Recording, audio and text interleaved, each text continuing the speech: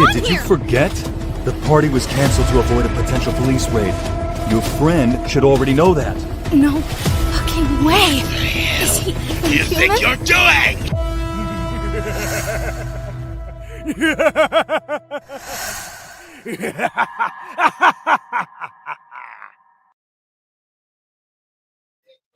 There we go. What's up, everybody? What's going on? Can you guys hear me? Can you guys hear me? Welcome to the stream, Mugen TV. How was your holiday? You can probably hear it in my voice. I'm recovering from my sickness. I had a stomach bug during the week. I posted it up on my Twitter and everything that I wasn't feeling too well, so my voice is still kind of hoarse out and everything, but I'm feeling better than before for the past couple of days. What's up, Neo? What's up, Life? What's up, Japanese naming here? And what's up, Chatty? What's going on? Let's wait for a few more of you guys come in. Can you guys hear me? I want to make sure you guys can hear my voice. What's up, Kami?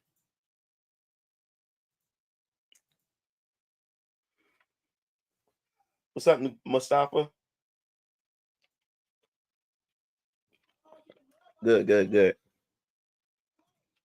Okay, awesome. What's up, Christian? What's up? Let's wait for a few more of you guys to come in before we get things started. We're going to talk about what the topic of the stream is about in a bit, which is, are we now, it will 2025 be the beginning of the gaming industry reset? So we definitely be talking about that. And of course, January 6th is the launch date to Venus Orion Comics, my comic book company, and they're releasing my first comic book series. So we'll talk a little bit about that as well on this stream. I'll be appearing on a few podcasts as well. So we're going to get into a lot of that. What's up, Pixel Peanut? What's up, Poppy? What's going on?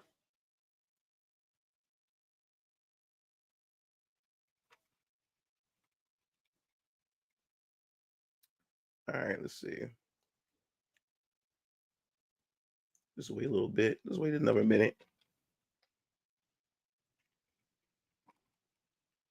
2024 was a very, very fast year. It was definitely a fast year.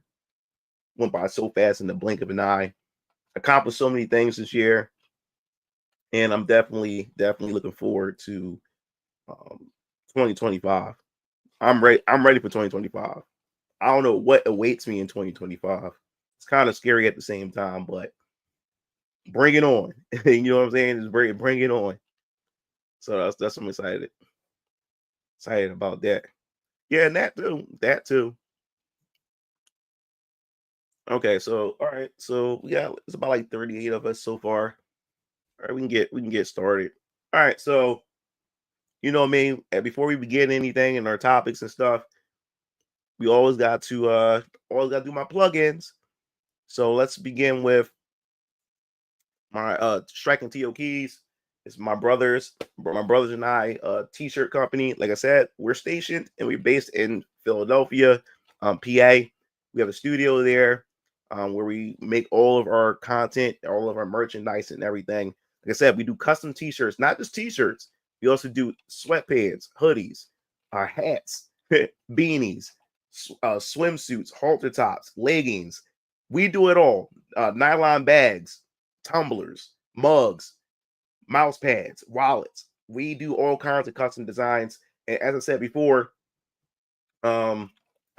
guys, if you are a content creator or you have like want a special gift for somebody or a gift for yourself, you know, you can come to us and we can design it. Just come straight to our website, Strikingkots, which I'll post in the link in the description or just the chat actually.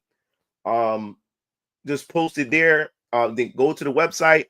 You can go to and send a message to my brothers, and they will get to you right away. They'll respond to you, whatever designs you have, give it to them, and they can make it into a shirt or whatever you want to have the image on. They can be able to do it. They'll be able to do it for you. So definitely check them out. Fast response time. You get your order really, really fast.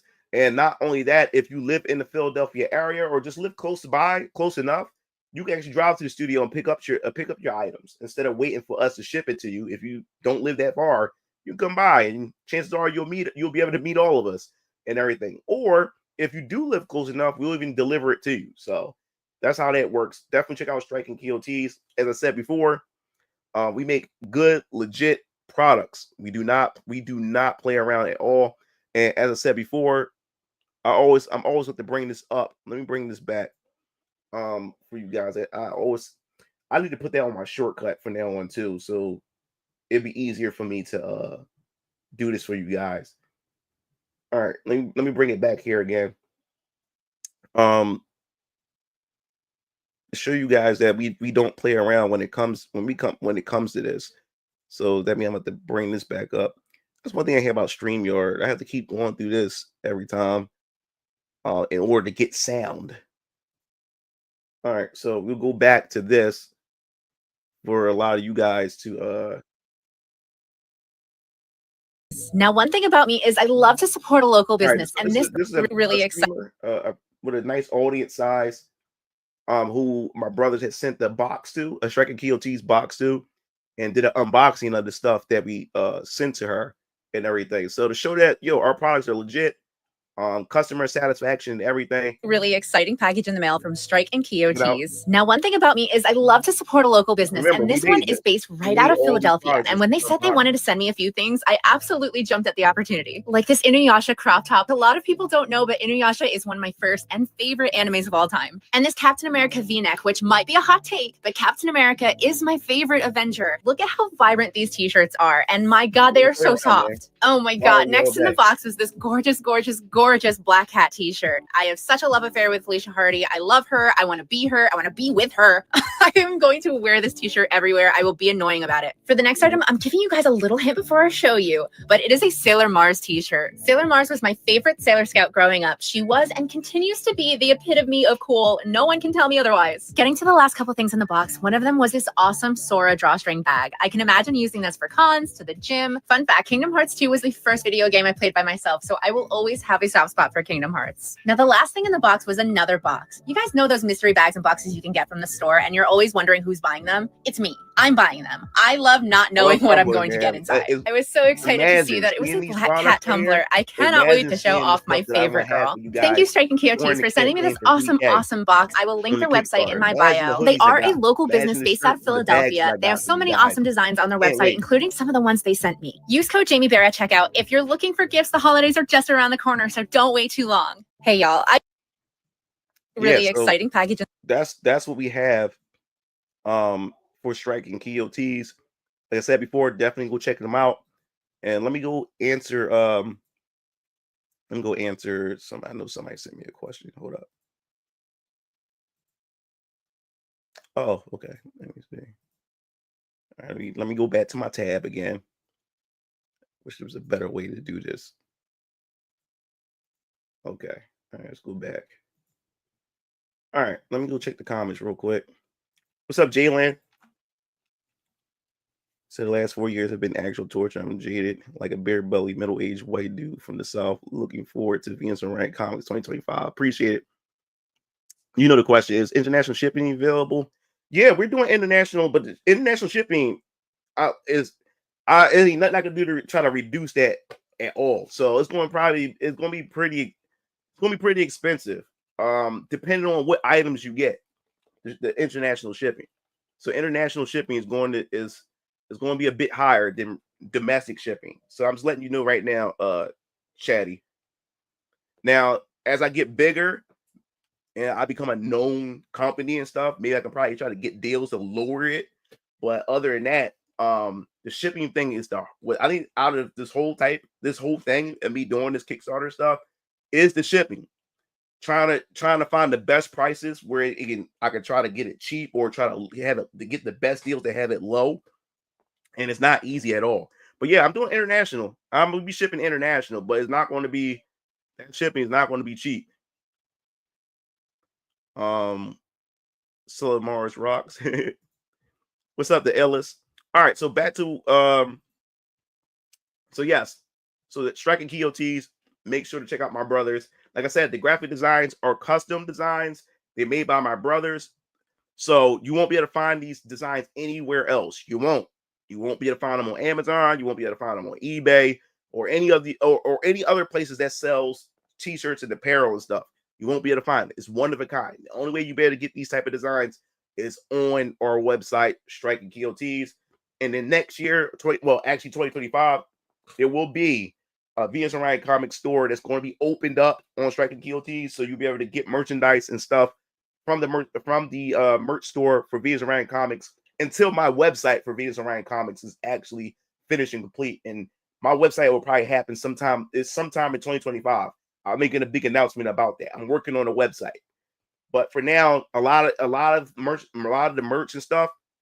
If you want merch, this is after the campaign is done. After the campaign, I'll have a store here on Strikingkots. So definitely check it out. And then of course, as I said before, this is the newsletter for VS Orion Comics. I always stress to you guys, definitely sign up to the VS Orion Comics newsletters. You always get behind the scenes news of what's going on with VS Orion Comics. Not only that, normally you guys will be the first to get the information of what's going on with VS Orion Comics before it goes to any of my other social media platforms and stuff. And also you get exclusive news that only you will only get if you're signed to the newsletter. Especially you get free wallpapers and goodies like that I will post up. Excuse me, still got this cold. That I will post up for you guys for the newsletter members. So all you have to do is free, doesn't cost anything. All you have to do, go to the sign up and put your email address and hit subscribe.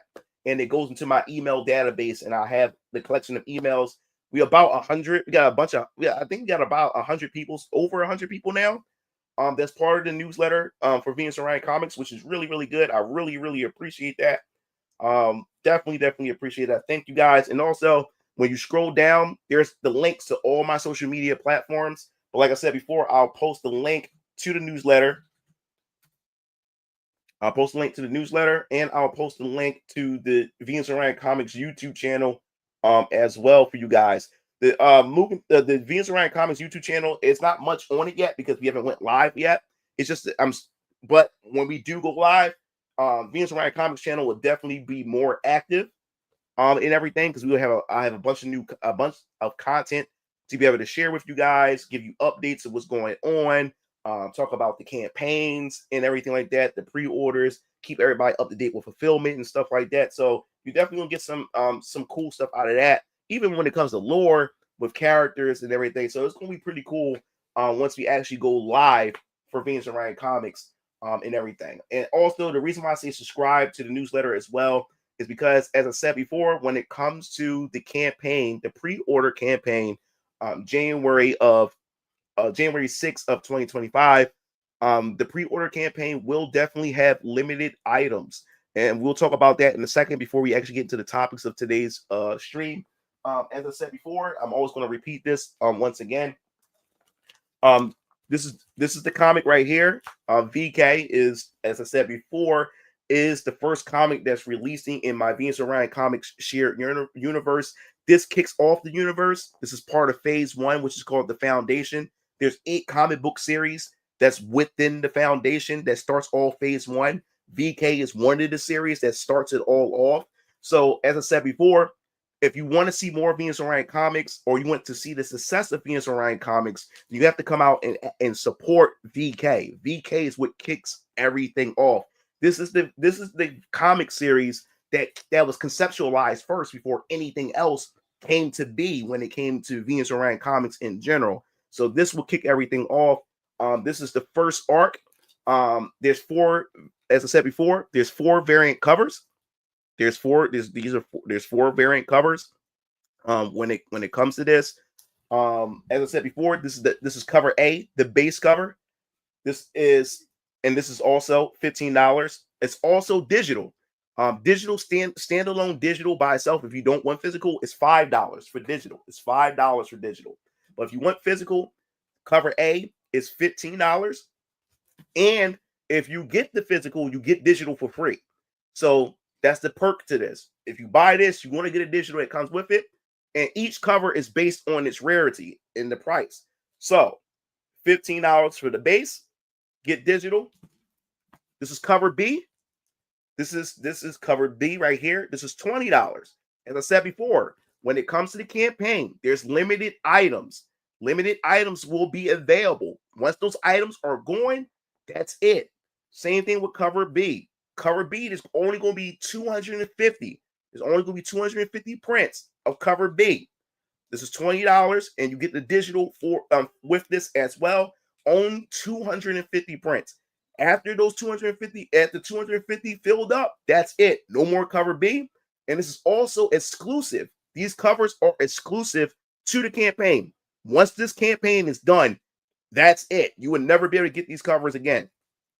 Then, of course, we got cover C.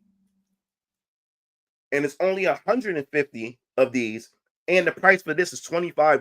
150 and $25. So, as I said before, once all 150 is filled, that's it. That's it for cover C.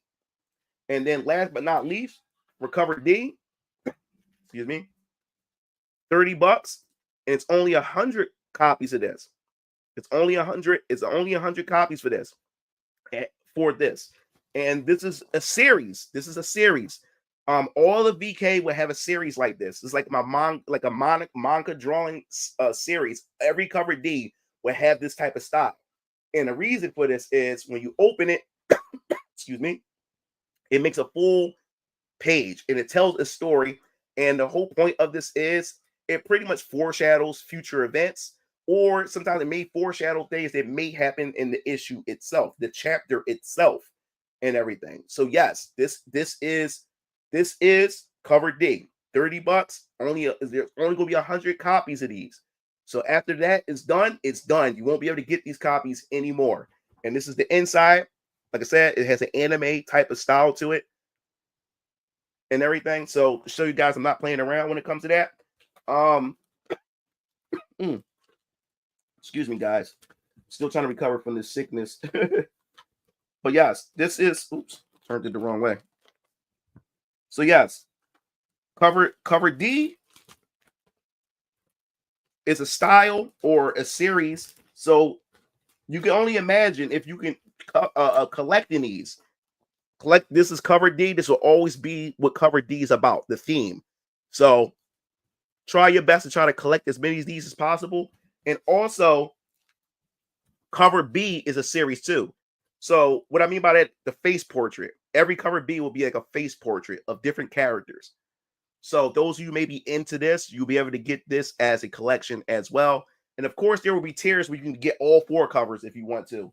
So that will also be explained, or during the launch, you'll be able to see all the tiers and what's possible.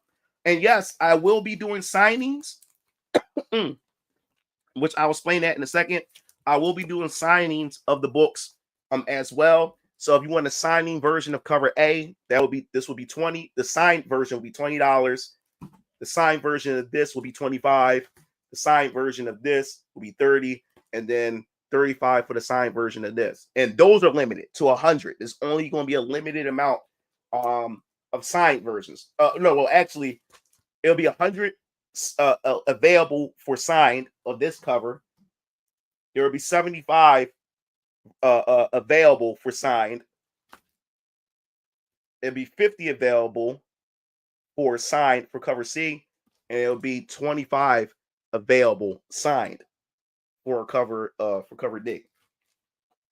So this will give everybody so that's the rarity of these, and this is how it's going to go for this. So as I said before, if you want to be able to pre-order, this is not like you go to a store and just hit pre-order. This is not like you go to Best Buy or GameStop or Barnes and Noble or whatever you go to pre-order stuff. You have to go to Kickstarter. It's going to be a Kickstarter campaign. It's a Kickstarter campaign. It's a pre-order campaign. So in order to pre-order, or get access to these limited items, you have to have a Kickstarter account. You have to make a Kickstarter account to be able to get your hands on a book or any of the items that we're going to have available, which I can't wait to show off to you guys when we get around to launch. And I may have something else to show you sometime soon. The date, as I said before, it's on this page. The date is January 6th, guys. It's also on this page. Just go to this page. I'm gonna post the link right now. If you haven't yet, please, I urge and I suggest to you guys, go in the chat right now. January 6th is the date. Like I said, if you hit the notification button, you won't forget the date, because as soon as you go to this page, you hit that notification button. The moment it goes live, it will be sent to your email. The notification of when this go live on January 6th will go straight to your email. That's why I stress to you guys, go on my newsletter, because I'm going to send it out on the newsletter as well to let you guys know, hey, it's now live or whatever like that. Or if you hit the notification here, it's going to send you a notification. So there's no way for you to forget. That's why I'm stressing to you guys, and I'm stressing to you guys, I urge you right now, hit that notification button right now. It's because I said before, if you haven't made a Kickstarter account, if you wait to the day of pre-orders, which is January 6th, and you try to pre-order something, Kickstarter is going to ask you to make a Kickstarter account. And after they ask you to make a Kickstarter account, then you have to wait to get verified, your email to get verified and stuff like that. And while that's going on, people's going to be snatching up shit. So don't wait the day of. Do not wait the day of to like, oh yeah, I'll make a Kickstarter account today. That's what I'm telling you right now. If you haven't yet, please, I already posted a link in the comment section or the chat right now. It's in the chat, the link. Hit that notification button. Make that, if you haven't made a Kickstarter account, if you hit that notification button, it's going to tell you to make a Kickstarter account, and they'll give you the instructions how to make one. Do it right now. Do not wait the last minute. I urge you. And we're doing really good, because right now we have 52 followers right now who's actually hit the notification or whatever. Let's see if we can get to 100 people before launch. It's just for me to collect data, to see what it, because I don't know how much more people's going to. There's going to be a lot more people. I have faith there's going to be a lot more people who are going to jump in the day of, but it really will help me in the algorithm of Kickstarter when we have a lot of people hitting that follow button, that notification button right now, because it will put me on the front page or put me in the recommendations on Kickstarter to the Kickstarter community, so they even know that this project exists or this pre-order campaign exists. That's why I'm asking you guys to do this, because it helps me. If you guys want to see, oh wow, thanks Hip. Yes, so that's what I'm telling you guys. This will help me out. If you guys want to see Venus Orion Comics bloom and blossom and become like a reality and everything, doing this right now before it launches will help me in the algorithm when it eventually goes live in January 6th. It's going to push me out there even farther to reach more and more people. That's why I'm always urging you guys and suggesting you guys to hit that notification button. And also guys, say for instance that you're not a comic book person. Say for instance you're not a comic book person, but you support and you like what I do. When it opens up live, still hit that follow button now. Even if you plan on not buying a comic but want to support what I do anyway, still hit that notification button, is because when it go live, you can still be able to donate to me in this campaign. Even if you don't, you can donate I don't care if it's $1. You can donate as much as you want to this campaign without buying a book or without buying any merchandise or anything like that. If you just like what I do and you just love the fact that that there's a new indie comic person or creator that's in the scene that's trying to do something different for the space and everything like that, then if you want to just send a donation, go ahead and do that. So even if you plan on not buying a book because you're not a comic book person, still hit that notification, because you can send me whatever you want to send me. That will help me.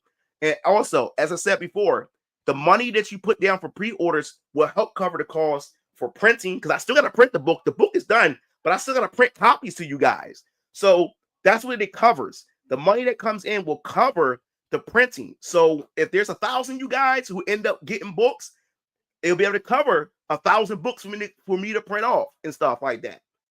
Also, it covers the shipping and the distribution and stuff. It covers that stuff, and whatever is left over goes back and get reinvested to Venus and Ryan Comics. And now it would take those stress and weight off of my pockets, because the money that's left over can help finance the other books. Because as I said before, you guys, I would never ask you guys for any money to get these books made. I will always have the books made first out of my pocket. The whole point of this campaign, the bigger the success of the campaign, the less stress it comes off of my pocket, because I'm taking the risk. I paid out of pocket to get this done, out of my own pocket. So you never have to ever worry about me asking you guys for money to get the book made. I will always take it out of my pocket, or if Venus and Ryan becomes successful, Venus and Ryan Comics will be able to pay for it. And it would free me. It would save my pockets. You don't understand. That's why it took me 5 years to do this stuff. It took me 5 years to put this whole to put this universe together. And it took me this long to actually get a book done. I wouldn't say it took me 5 years. It took me a couple months, because I saved money aside to get the book done. But it took me 5 years to craft the universe. It took me only like 6 months to get the book drawn up. I paid for it or whatever like that, to get it done within 6 months or whatever like that. Because everything else, the script was done, everything else was done over the course of 5 years and stuff. But you don't understand, this shit was expensive to get done. And I have faith in this. I even have faith in my audience, that you guys will come support me and stuff like that. This is something that I always wanted to do. I always wanted to be an independent creator. I wanted to be a game developer first, but game developers require so much, which I'm still going to do. I think the first way to get people to want to even try out the games that I do make is that I want to build a fan base starting with the comics. I think it's the easier way to get into the space, get people to understand the characters, the world, the mechanics, the mythology, and everything of Venus and Ryan Comics. And then once we get into Venus and Ryan Comics, we go to Venus and Ryan Games, where Venus and Ryan Games is going to have its own universe, its own characters that's built from the ground up. Originally, these characters will be originally built from games and not comics.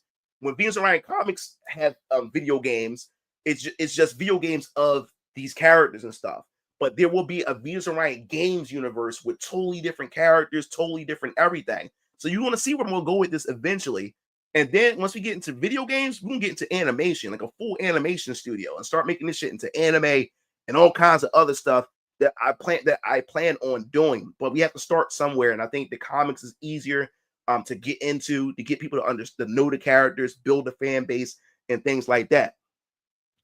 Yes, definitely. So let me read these comments real quick, and then we're gonna move on to the topics and stuff like that too. Let's see what we got here. First, Sane Spirit says, heck yeah, signed up in the newsletter. Cool, good. Nah, man, you just got here, Ruin. You ain't late. A and D or my shit. Yeah, man. This is surprising. More people started to come in and say they love A. The first popular ones was, this one is still number one. People just loving C. And then D, everybody's showing love for this. C and D was the most like talked about when I first revealed this. And then out of nowhere, B just started coming up with love out of nowhere. And then now I'm starting to see a lot of love for cover A. So that's a good thing. But yes, cover A will always be reprinted. So even after the campaign, months after fulfillment is done, and when I open up my website, I'm going to have a store, and you only will be able to get cover A. Cover A will always be reprinted, but you'll never get these ever again, because these are campaign exclusive only, and these are rare covers. So that's what I said. I urge you guys, if you want these, I urge you guys to, you have to be on the campaign to get these. That's why I urge you guys. Also too, there will be tiers where you can get bundles where you can get the digital only with the merchandise too. So there's going to be a lot of digital tiers too for those who don't want physical and just want the digital but want other items included. You can do that. And also with Kickstarter, you could do add-ons, meaning that you can pick a tier and then you can go into the shop. You can go into the list of things you want to pull off the shelf and add into your. So you can pretty much customize your own bundle as well with Kickstarter. You can customize your own bundle. So if you want just cover A or whatever like that, But say if you want a hoodie, or say if you want like a wallet or something like that, so you can get cover A tier, then go to the add-on and say, hey, I want a hoodie, and I also want a wallet or something like that, or a tumbler. You can just keep adding into the cart to make up your own package as well. So keep that in mind. Yeah, so yeah, like I said before, the date January 6th. Don't forget. Need cover D, sign them, bro. Oh yeah, most definitely. Like I said, the signed copies are going to be set aside. They're going to be separate from the stash that of cover B, C, and D. They're going to be like a separate stash. Signed going to be a separate stash, and then your cover B, C, and D is going to be its own stash to itself. But the signed version is going to be totally different stash. Like I said, cover A signed is only going to be 100 copies available for signed. And then, like I said before, cover B signed is only going to be 75 available.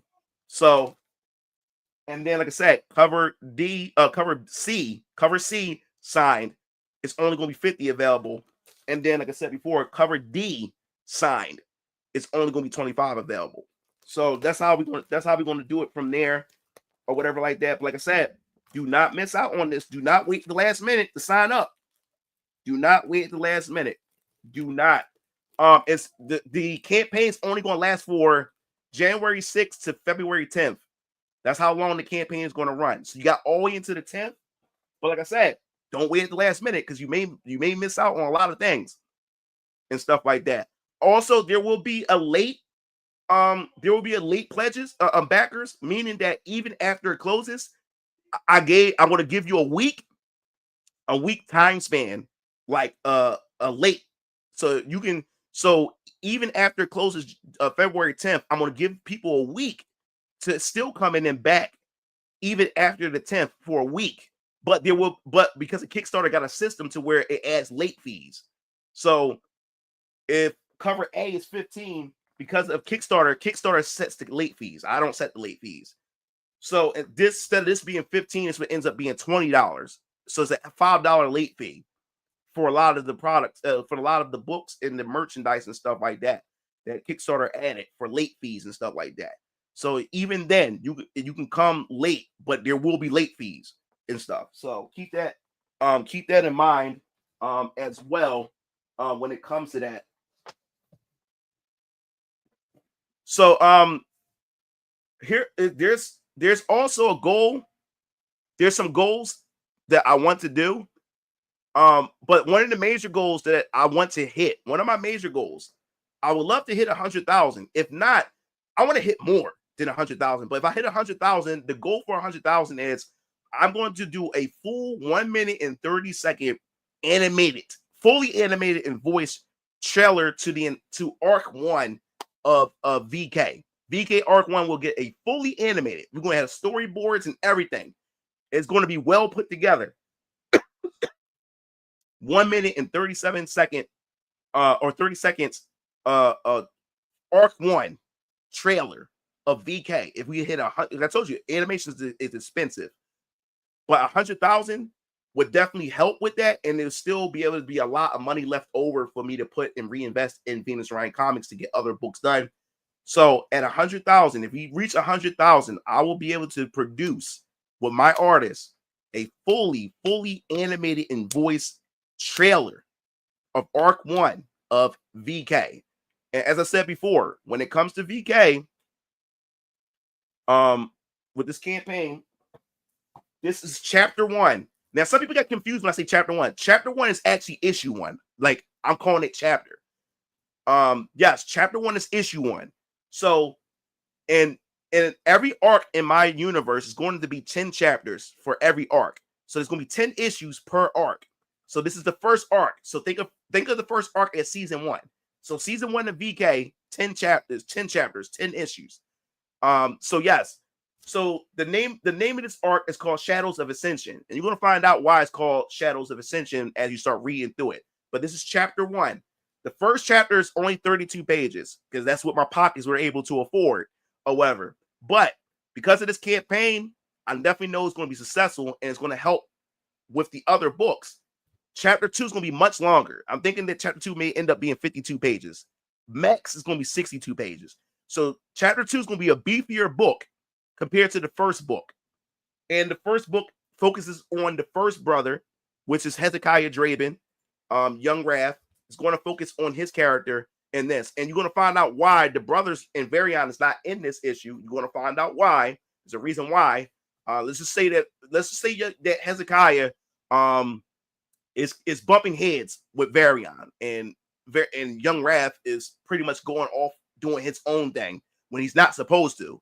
And let's just say things gonna get a little bit crazy, and it's gonna fuck a lot of things up. I'll just leave it at that. It's gonna fuck a lot of things up, and things are gonna go to a downward spiral because of Hezekiah's disobedience. Put it that way. And you'll find out why. He's not being disobedient just to be disobedient. There's a reason why he's doing what he's doing or whatever like that. But that's why you won't see the brothers are mentioned and Varian is mentioned, but they're not in this chapter. The brothers and Varian and everybody else is going to be in chapter 2. This is why it's going to be a beefier chapter, because we're going to be getting into the nitty-gritty. The mechanics that I talked to you guys about when it comes to my universe is going to be explored like at the surface level, and then as each chapter you're going to start understanding more and more about how vampires work. The like I said, the wave force mechanics. You're going to learn about a lot of things. Especially you're going to know a lot about the Draven brothers themselves through the first 10 chapters. You're going to meet Detective Bertelli, Detective Danvers. You're going to meet a lot of characters, especially in chapter 2. So chapter 2 is definitely going to be dope. But this is the entry. This is going to set everything up for what's to come for this arc because of Hezekiah's disobedience.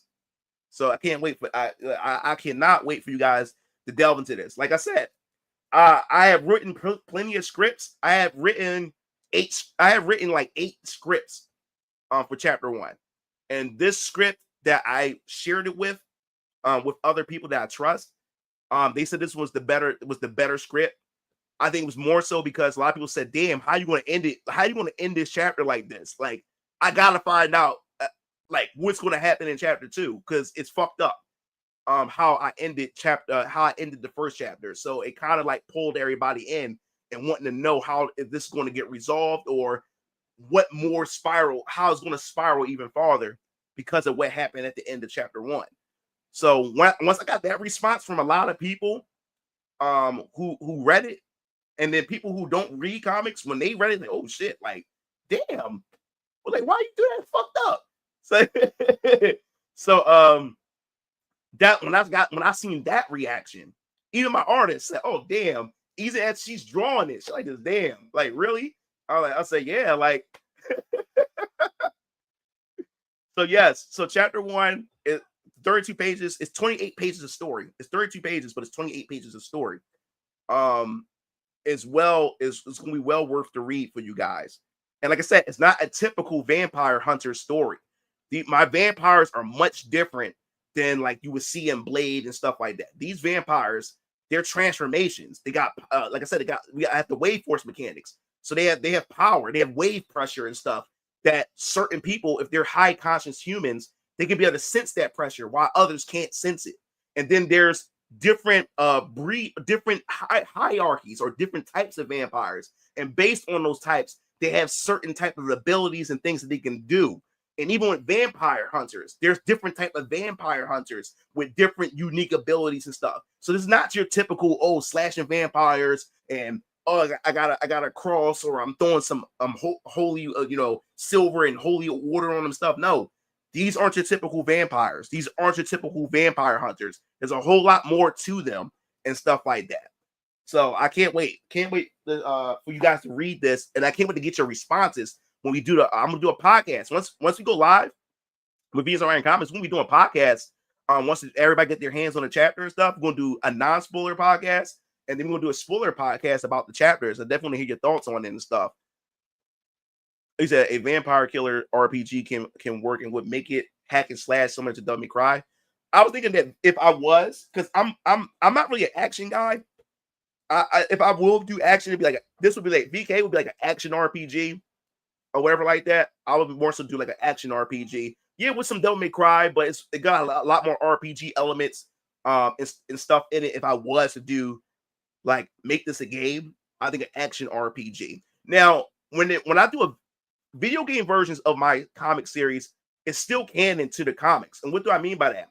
I figured that when I do the comics too, no, when I do the games, I would add more lore or more content in the game version, meaning that if there's other things I want to flesh out, or if there's other things I want to add, where it still doesn't take away, it's still canon, it still connects to the overall arcing lore of VK, I would add extra things to the game, so it fleshes out more, it add more context, even more and more context. So for those who just played the game and never read the comics, is like, oh man, this is dope. But those who read the comics already and played the game, this will feel like a fresh experience, because even though you know every beat for beat, there I'm throwing in extra things, not changing things. I'm just throwing extra things in there to add in, to weave into it and stuff like that. So that's how I would do my games.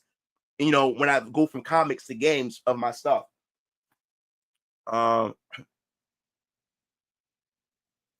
BK is totally urban, near future DMZ, pretty much. Oh yeah, we're gonna talk about that. We're gonna talk about that. My shit comes first. That's how it is. My shit comes first. Near future isn't really accurate from what Logan has described. I'm going for cover D. Good. The most chill cover is the rares cover. Chances are might miss the collector variants, but I will get the book. Oh no, brutal cliffhanger. Yeah, I'm gonna tell you right now. I think some of you guys may get pissed off at me for what I did. We're going to get to it. Don't worry. We're going to get to what we're going to talk about gaming in a second. I just want to get all the stuff, Venus Orion comic stuff, out of the way real quick. Some of you guys may be angry at me, in a good way. Not in a bad way, but in a good way. I think some of you guys may get angry at me what I did. At the end of the chapter, some of you guys may get angry. Make it angry. Say, damn, why the fuck did you do that? Or like that. And I'm only saying this because from what I've seen, the responses of people that I let read, they said, damn, really, man? Like, what the fuck? Like, why? Like, why? Say, damn, I gotta see chapter 2. Like, what the fuck? Said there's brutal and brutal. Does the protagonist say his techniques before you do them? Oh yeah. In my universe, especially when they the characters, they use this thing called wave arts or whatever. Since especially if you're a high conscious individual, high conscious beings, they're able to tap into their wave essence, which is their spiritual consciousness, tap into it and stuff like that. They'll be able to perform abilities called wave arts, critical arts, and cognitive arts. So, say for instance, Young Raph does a special attack that's a critical art. So Young Raph would say critical art, and then he would say what the attack is. And if it's a cognitive art, they would do the same thing. They would say cognitive art, and then they would say what the cognitive art is. So yes, that's going to be a common thing in my series. When you start making the game, you gotta let me help. Oh yeah, most definitely. So VK is like Final Fantasy 7 or Kingdom Hearts gameplay wise. I guess I'm gonna say Final Fantasy 7, like remake, I guess. He said that game does every. I like the idea of vampires. Am I excited for Assassin's Creed Shadows? Anyway, no, not ordinary. Nope, they're not ordinary vampires. All the monsters will have psychic style abilities. For some reason, I think of Typhoon creatures and Prey 2 that they had. They said they had some wild powers that would fit in perfectly. Yes, there's gonna be monsters. They're gonna have powers and abilities. But yes, my vampires. Let me put it this way. I'll give you a hint. For you to know the special type of vampires is going to be based on their eye color. Their eye color is going to give away what kind of vampire type they are. I'll just leave it at that. Said, hey, Mugen Lord, what's up? Said Cliff can work as long as it isn't dependent on them like the Lost or Attack on Titan anime. Yeah. Well, cliffhanger, the cliffhanger is only more so going to be from chapter 1. Everything else won't be cliffhangers, but chapter 1 is the cliffhanger because, like I said, like I was only able to forward 32 pages and stuff. So I wanted at least chapter 1 to be interesting enough to say, okay, if this thing blows up, it end up blowing up, people are going to be interested and say, you know what, I want to get into chapter 2. This is something I really want to invest in, and stuff like that. Oh yeah. Wave arts. Yep, wave arts. And then, like I said, within the wave arts, you have cognitive arts, and then you have spiritual arts. You have critical arts, and like I said, there's different type of arts and different type of styles. This is just for high conscious people.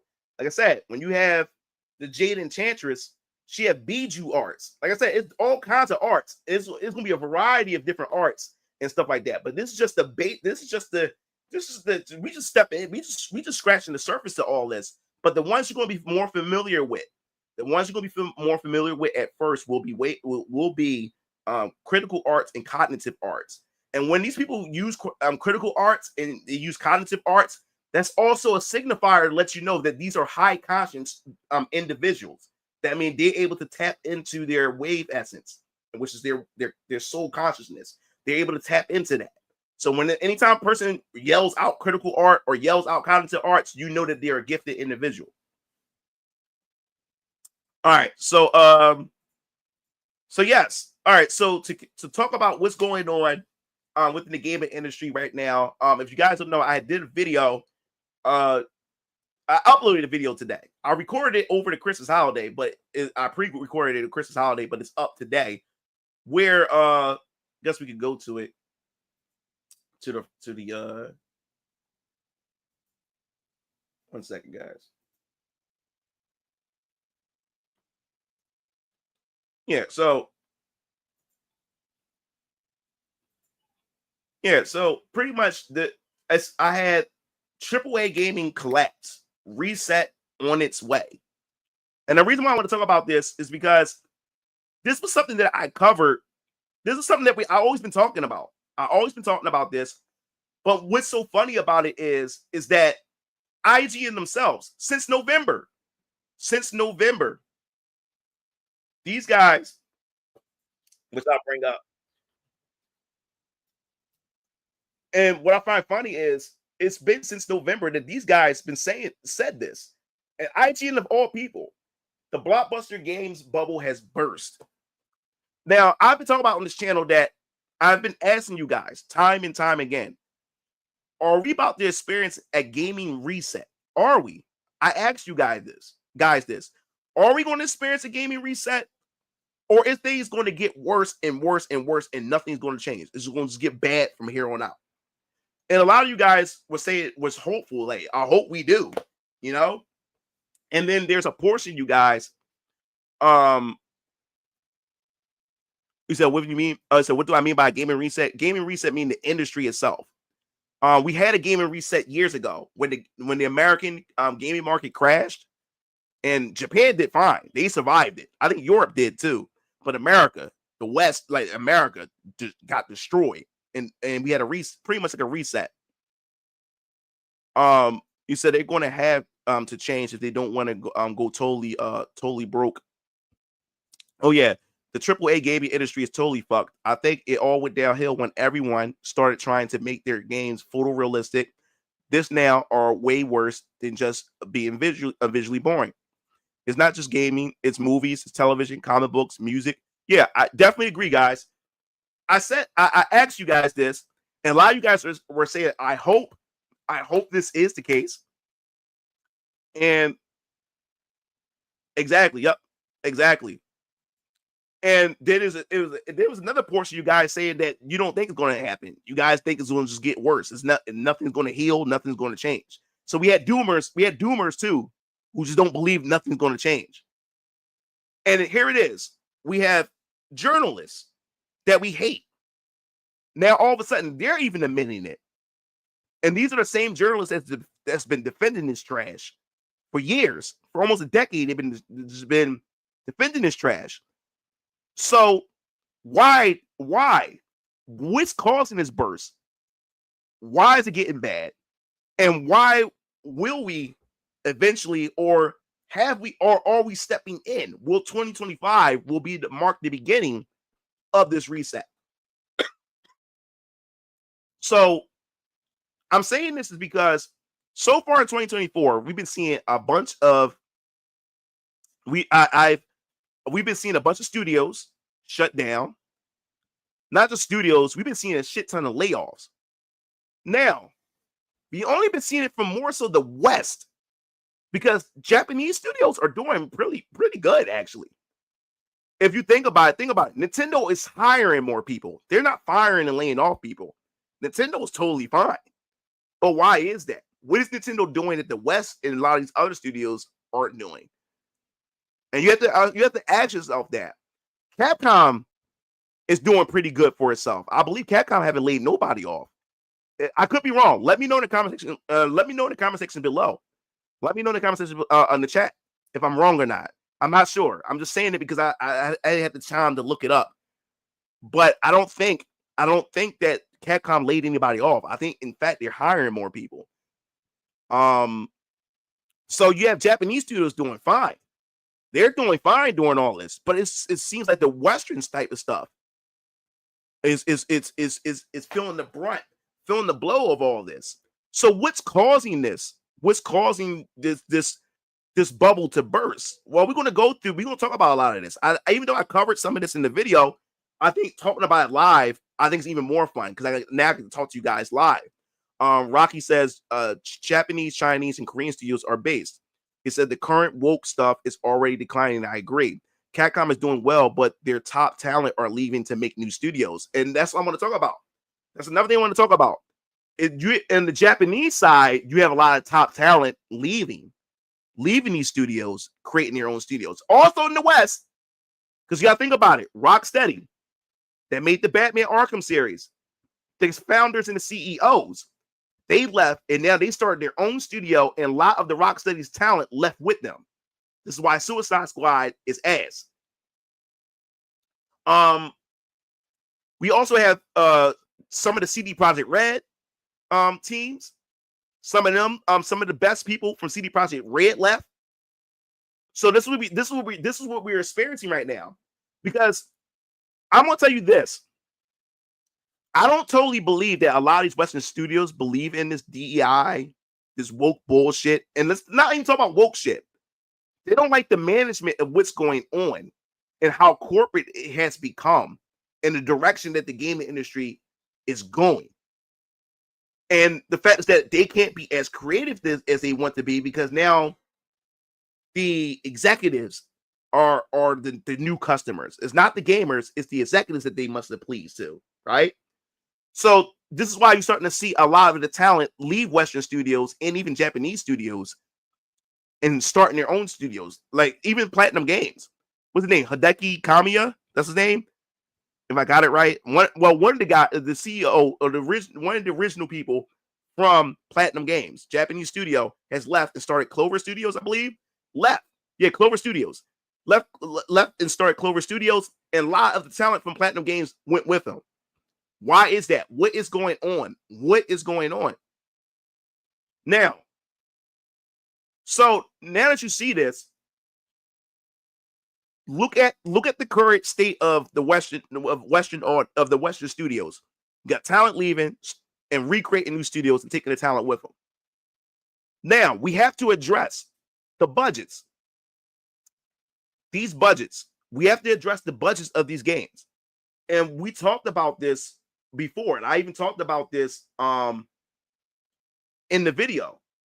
Right here in this article, it says just 5 years ago, AAA projects averaged above the range to 50 to 150 million, right? But today, the minimum average is $200 million. $200 million, guys. That is the average, the minimum average budget today. $200 million, right? That is as much as an MCU movie made by Disney. That is fucking ridiculous. Now, it says Call of Duty new benchmark is 300 million. With Activision admitting that the Competition of Market Authority report on AAA development that is now it takes efforts of 1.5 studios just to complete the annual Call of Duty title. That is ridiculous. Now, guys, I said this in a previous video. Just because it costs $200 million to make a game, that's just to make the game. You have to double that money when it comes to promoting and marketing the game. So that costs $200 million, right? It's going to cost them an additional $200 million to promote the game. An additional, sometimes triple. So if Call of Duty's 300 million, then it's going to cost them an extra 300 million just to market the game. Just like what's going on with Hollywood in the movie industry. That's how the movie industry works. Just because a movie costs, just because an MCU movie costs 300 million to make, you have to double it and sometimes triple it for the marketing alone.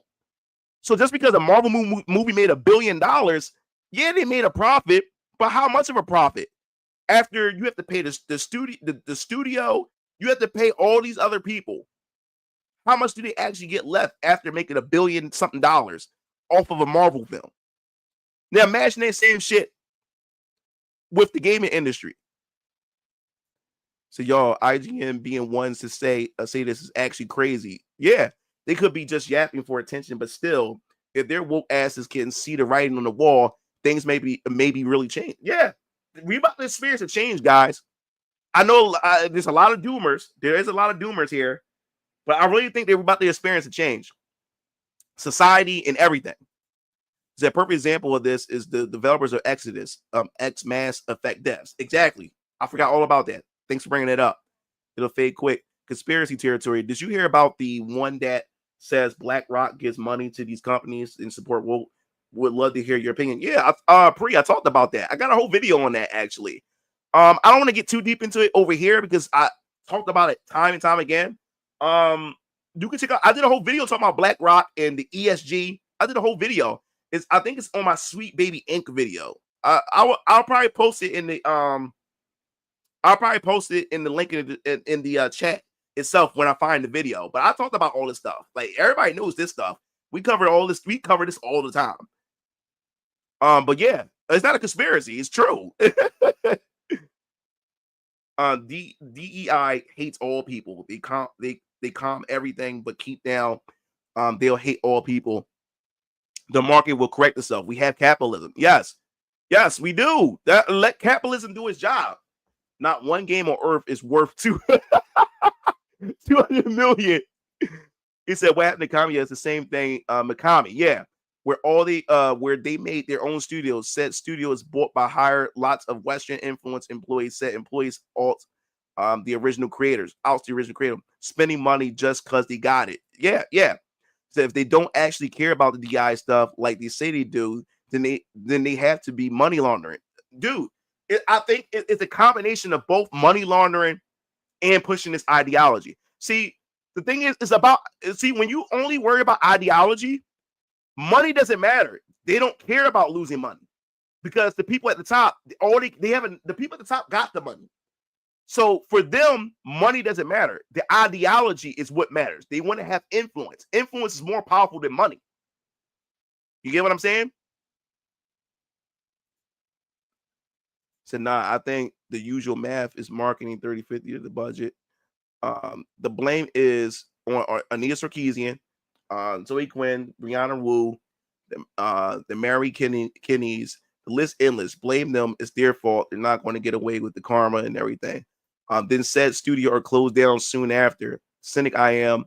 BlackRock thing isn't a conspiracy theory. The ESG score. Yeah, I covered the whole thing. Yep. Yeah, no, it's okay, man. You new to this. It's new to this. It's nothing to be sorry about, man. Welcome to the community, man. Welcome to the community. I've been on this crusade for a very long time. So I don't expect everybody to know everything I cover, especially if you're new here. But yeah, just go to my channel, man. There's a lot of matter of fact. Let me just do this for a second. Especially those you guys who are new. Let me just put this here. I'm gonna make a video about it. I think it's gonna be for tomorrow. I think I'm not sure yet. Tomorrow, I think I may do it tomorrow. I'm not sure yet. Yes. Before we continue, for those of you guys who are new to all this and just coming here, y'all very interested and want to hear my thoughts on this. If you need to catch up on everything, I got a Rumble.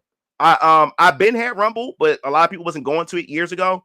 So a lot of you guys said, man, you need to give it a try again. So yes, I updated my Rumble with this. It's only going to be an archive for my culture war stuff.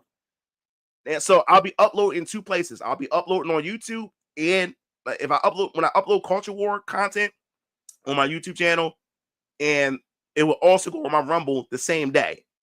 So I'll post a link in the comment in the chat for you guys if you're interested and you're new and you want to catch up with everything. All of my Culture War stuff is here, so you can watch all my Culture War stuff. You wouldn't miss a beat. Everything will catch you up. You will learn everything you need to know, and the things I've been talking about. Just go here and watch all these videos to catch up. Because if you go to my YouTube channel, I don't have a full play. I haven't even made a playlist yet. That means I have to go cycle through hundreds of videos.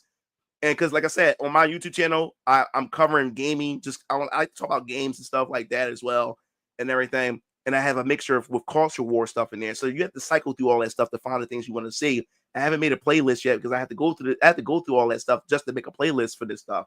But if you want to catch up real quick, go to my Rumble. My Rumble has all of the current things that's Culture War related. Only Culture War related stuff is archived here on my Rumble, so you can watch all of it, so you know everything we talked about, and you can be able to get in on the discussion with all the knowledge that I share.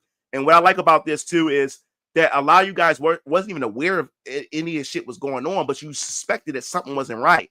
And then when you guys stumble across my channel, it's just like, wait a minute, like this is what I was experiencing, or this is what I felt was off. And now that I ran to Mugen Lord, it just confirmed everything that I was already like suspicious of. You get what I'm saying? So yes, I just had no trust in mankind. So I'm a cynic. I hope the market corrects me before another video game crash.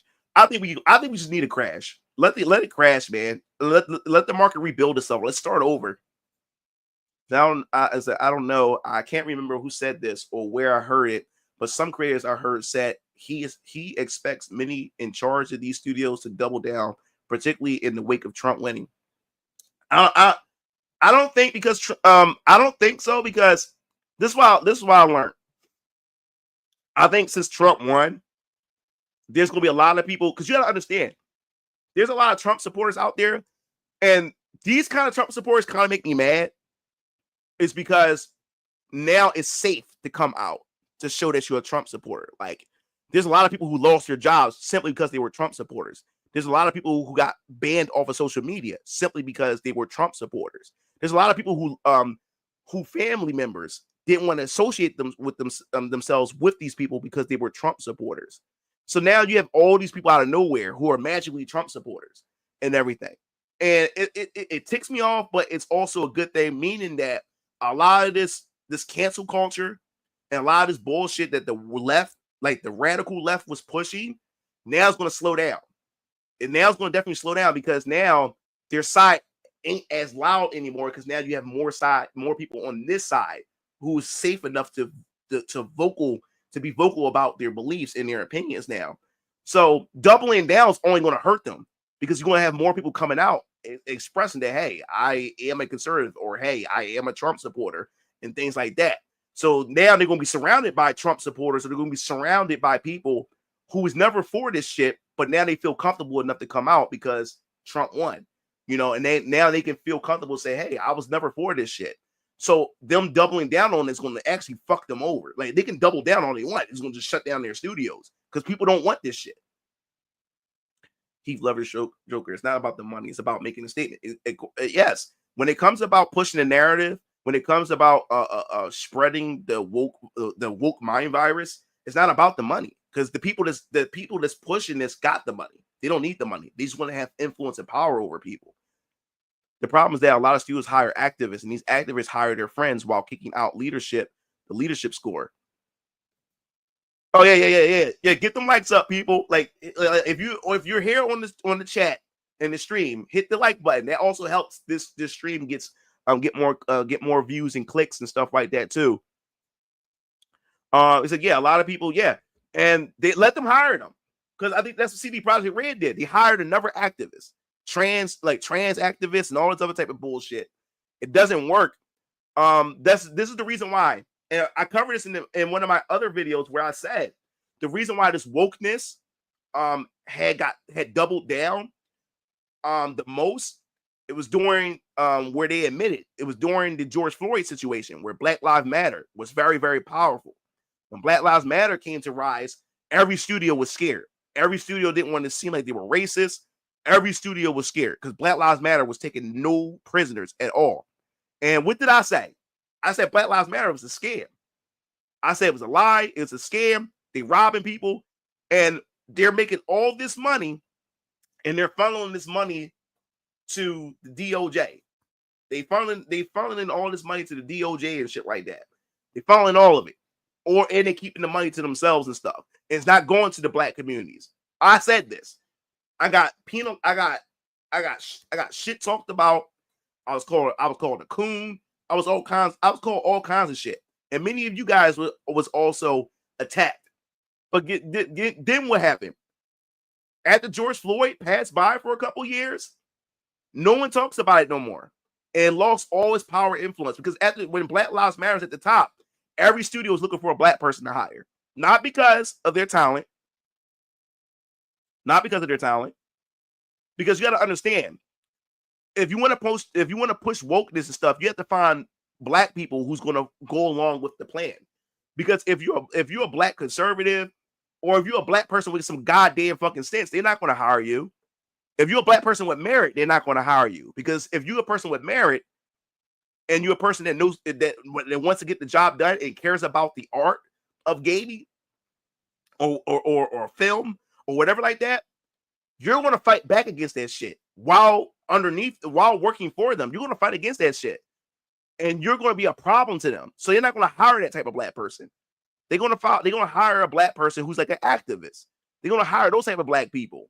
They're going to hire those type of gay people, those type of trans people, those type of women. You know what I'm saying? They don't hire those type of people because those people, what do I say? Those people are called useful idiots.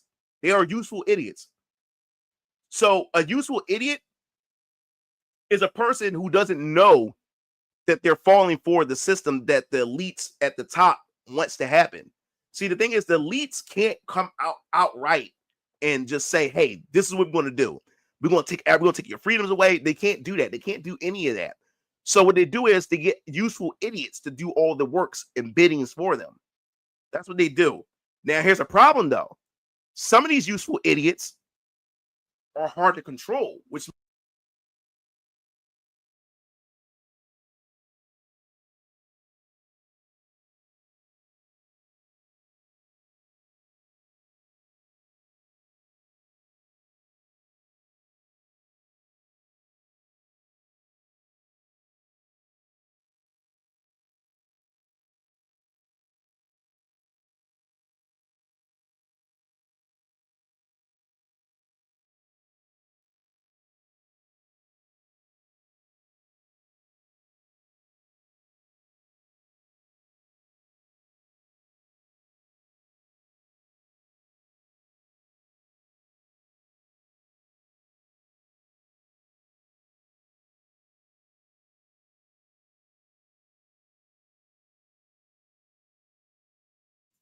can you guys hear me? Let me make sure. Testing. There we go. All right. Yeah. All right. I'm back. All right. I'm back. So there we go. So yeah. They call it useful idiots. These people are called useful idiots. Now the problem about useful idiots is that they're hard to control because they're so radicalized, or they believe that they're the good guys. So they double down on their radicalness to the point that it actually hurts the people that's actually in control. And then what happens is, once these people found out that they're being used, or that they're actually being controlled, and that they have no real power, they end up turning against the people who put them in power to begin with. You know what I'm saying? So that's the thing about useful idiots. They're very random. They're very unpredictable. But yes, you have useful idiots who are activists, that they're not actually part of the plan, but because their ideology falls in line with what the establishment or what the elites want, that's less people, that's less money they have to put out, because these people are willing to do this shit for the quote unquote the cause. And that's what's going on. Non-limited. Here we go. Yeah, that Tim Kaine has a video explains a short story that perfectly describes why games are so expensive and less quality. It says it said Tim Kaine has a video explains the short story. Yeah. So yeah, man. So that's what's going on. So if you want to catch up with all this stuff right here, go to my Rumble page. I'll put it again in the chat so you guys can go to it, follow it, and everything, so you will have it. Oh, excuse me. So yes, back to the IGN. So now on top of that, right? We also have another conundrum that's happening where we also starting to see a diminishing returns on graphics and visual effects. Because if I'm mistaken, Nvidia's supposed to come out with a 5090 or something like that, or a 5080. That's fucking ridiculous. We get to the point where even PCs can't keep up with this shit. And they say every 2 years, chipset technology is supposed to get cheaper every 2 years. And what we're experiencing now is that they can't make the chipsets anymore. They can't shrink them down to any more than what they can shrink them down to, or whatever like that. There's a whole video I was watching yesterday. There's a whole video essay on it, which means we're going to see a slow progression in technology when it comes to gaming. Which to me, I don't have a problem with, is because we won't see big leaps anymore in gaming. I don't have a problem with this. So what does this mean? This should mean that developers should stop focusing on these graphical fidelities and all this other type of stuff. And now a game should be judged based on good writing, good storytelling, good characters, and good gameplay. Where it used to be in the past, a good game. So they need to stop shooting, and we need to go back to aesthetic art styles for our games, because now graphics aren't able to wow you, impress you, and everything. I'm tired of cell shaded. Cell shade is being overdone. I'm starting to can't stand cell shade. Triple Studios have no art direction, only my realism.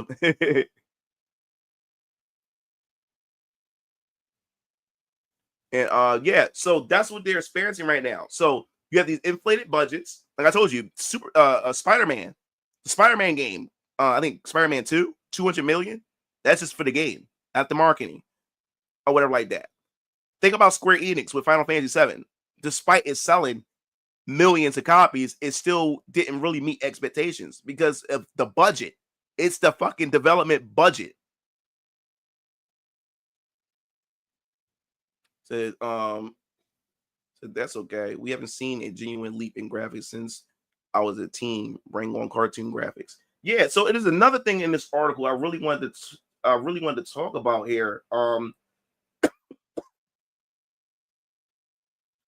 Especially here, if everything is bigger and bolder, who possibly has time to play more than 1 or 2 games each year?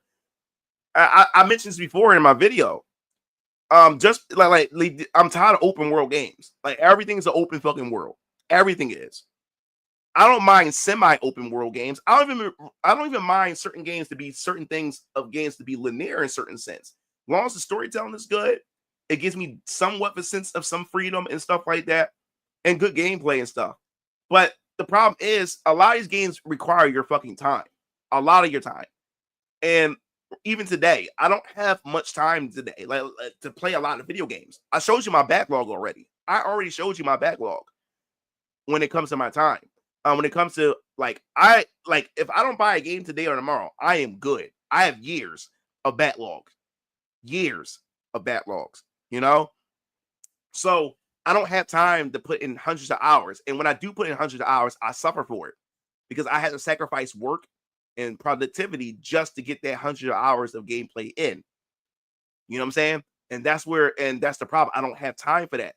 I'm a content creator. I have to create content for you guys. You get what I'm saying? And then I'm on a new business. I'm on a new business venture as a independent creator that's creating comics, and eventually I want to create video games. So now I started this new business venture, especially starting in 2025, January 6th. You know what I'm saying? Like, I ain't going to even have any more time to play video games because my business is more important, and creating my own universe and stuff like that is more important than sitting down playing video games. I'm also a father, full-time dad. So I have a daughter. She's in private school. She's in high school. She's going to be 16 in March. To say like her birthday is 2 days before my birthday. I'll be 38. She'll be 16. So I'm getting no older, and as she's getting older, I'm getting older. So I'm spending that more time with her because she's gonna be going to college soon. I'll be sending my baby girl to college, man. Like, I can't even believe this shit. I'm gonna be sending her to college, and I'm back on my own again until I decide to start a new family. Get back out there and meet a new woman and start and make more kids and stuff like that.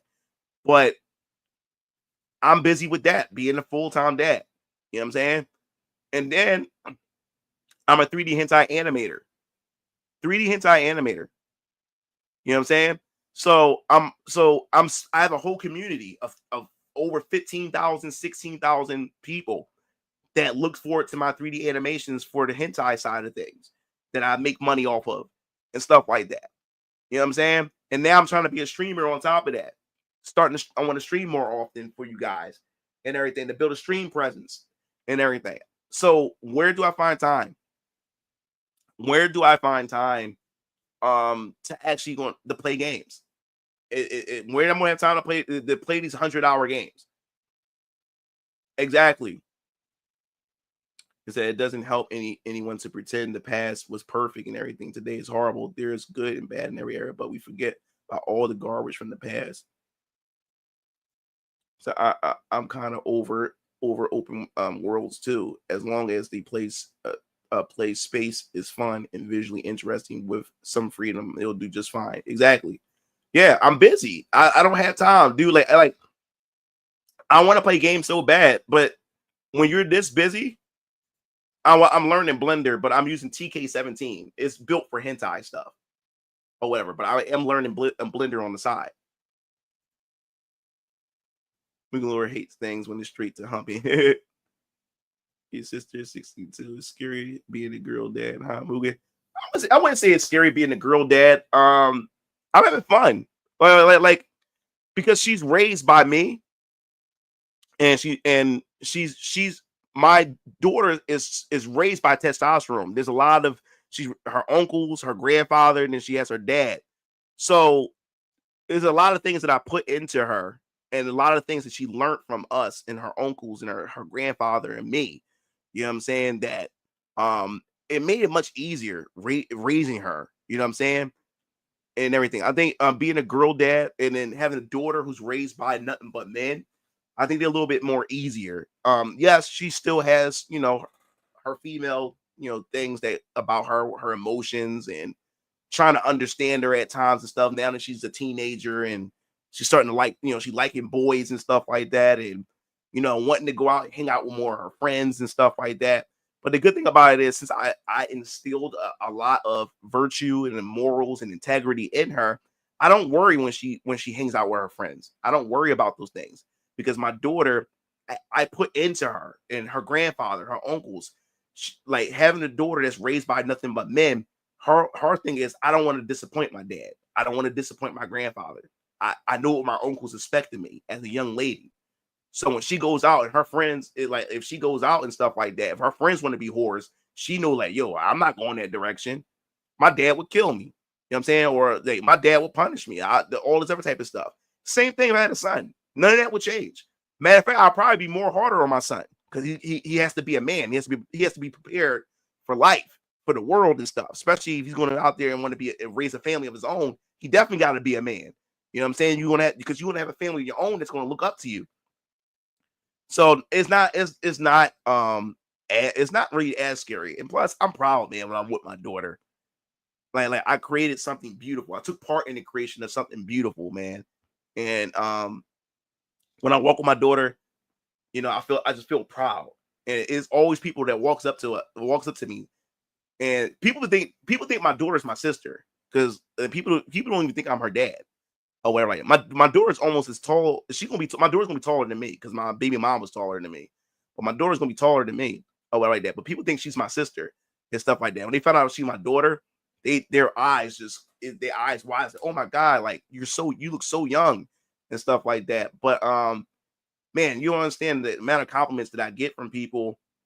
And people walk up to me and say, "Oh my God, like that's your daughter." I was like, "Yeah, oh, she's so beautiful." Or young girls her age will even go up to my door and say, "Oh my God, you're so pretty," and stuff like that, and all this other type of stuff, and how she carry herself and everything like that. So I'm a proud dad, man. I'm a fucking proud dad. I smile at my daughter every time. I say, "Man, I can't believe I created that." You know. Did you actually go back and the redemption I'm calling classics? You'll find lots of names not like when it came out.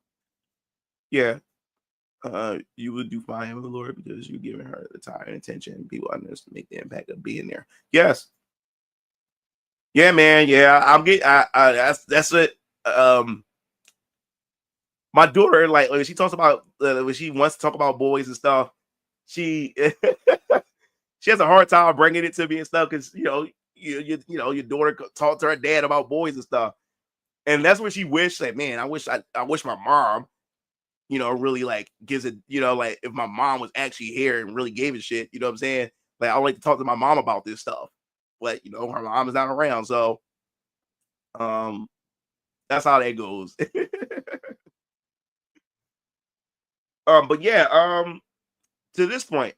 But yeah, I mean, every time but come on, you have to compare the times. You have to compare the times now. We have to be honest here. Yeah, people people shitting on Marvel vs. Capcom 2. And people's only shitting on Marvel vs. Capcom 2 because of the soundtrack. Because of the soundtrack, people are shitting on it. But you have to compare. I would rather have back then than today. We have to be more realistic here. Yes, every era has some shitty things. And remember, I grew up in the 80s. I know what gaming has been like. So I have something to compare it to. I have a lot of things to compare to. And trust me, this era is shitty. I know every era has something shitty about it. No, this era was shitty. This is the shittiest gaming generation ever.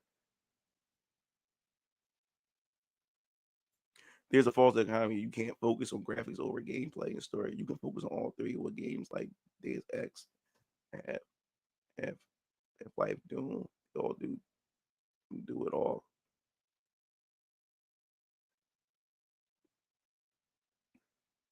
And yeah, I mean it is true. You have to be a talent. You have to be a talented team, and talent is not with everybody.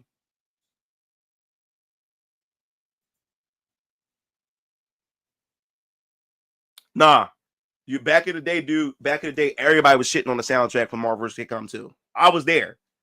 Everybody was shitting on that. I was shitting on it because it was so different, jazz music and shit like that. I said, "What the fuck is this?" Everybody was shitting on it at first, but it grew on people. I remember that. Street Fighter 3, people was shitting on Street Fighter 3 at first, but guess what? Street Fighter 3 is now is held to such high regards. So yes, there is some truth in a lot of that stuff, but we got to be honest here. I grew up in all these eras and a lot of these eras of gaming, so I'm able to compare what it felt like during that era, what it felt like,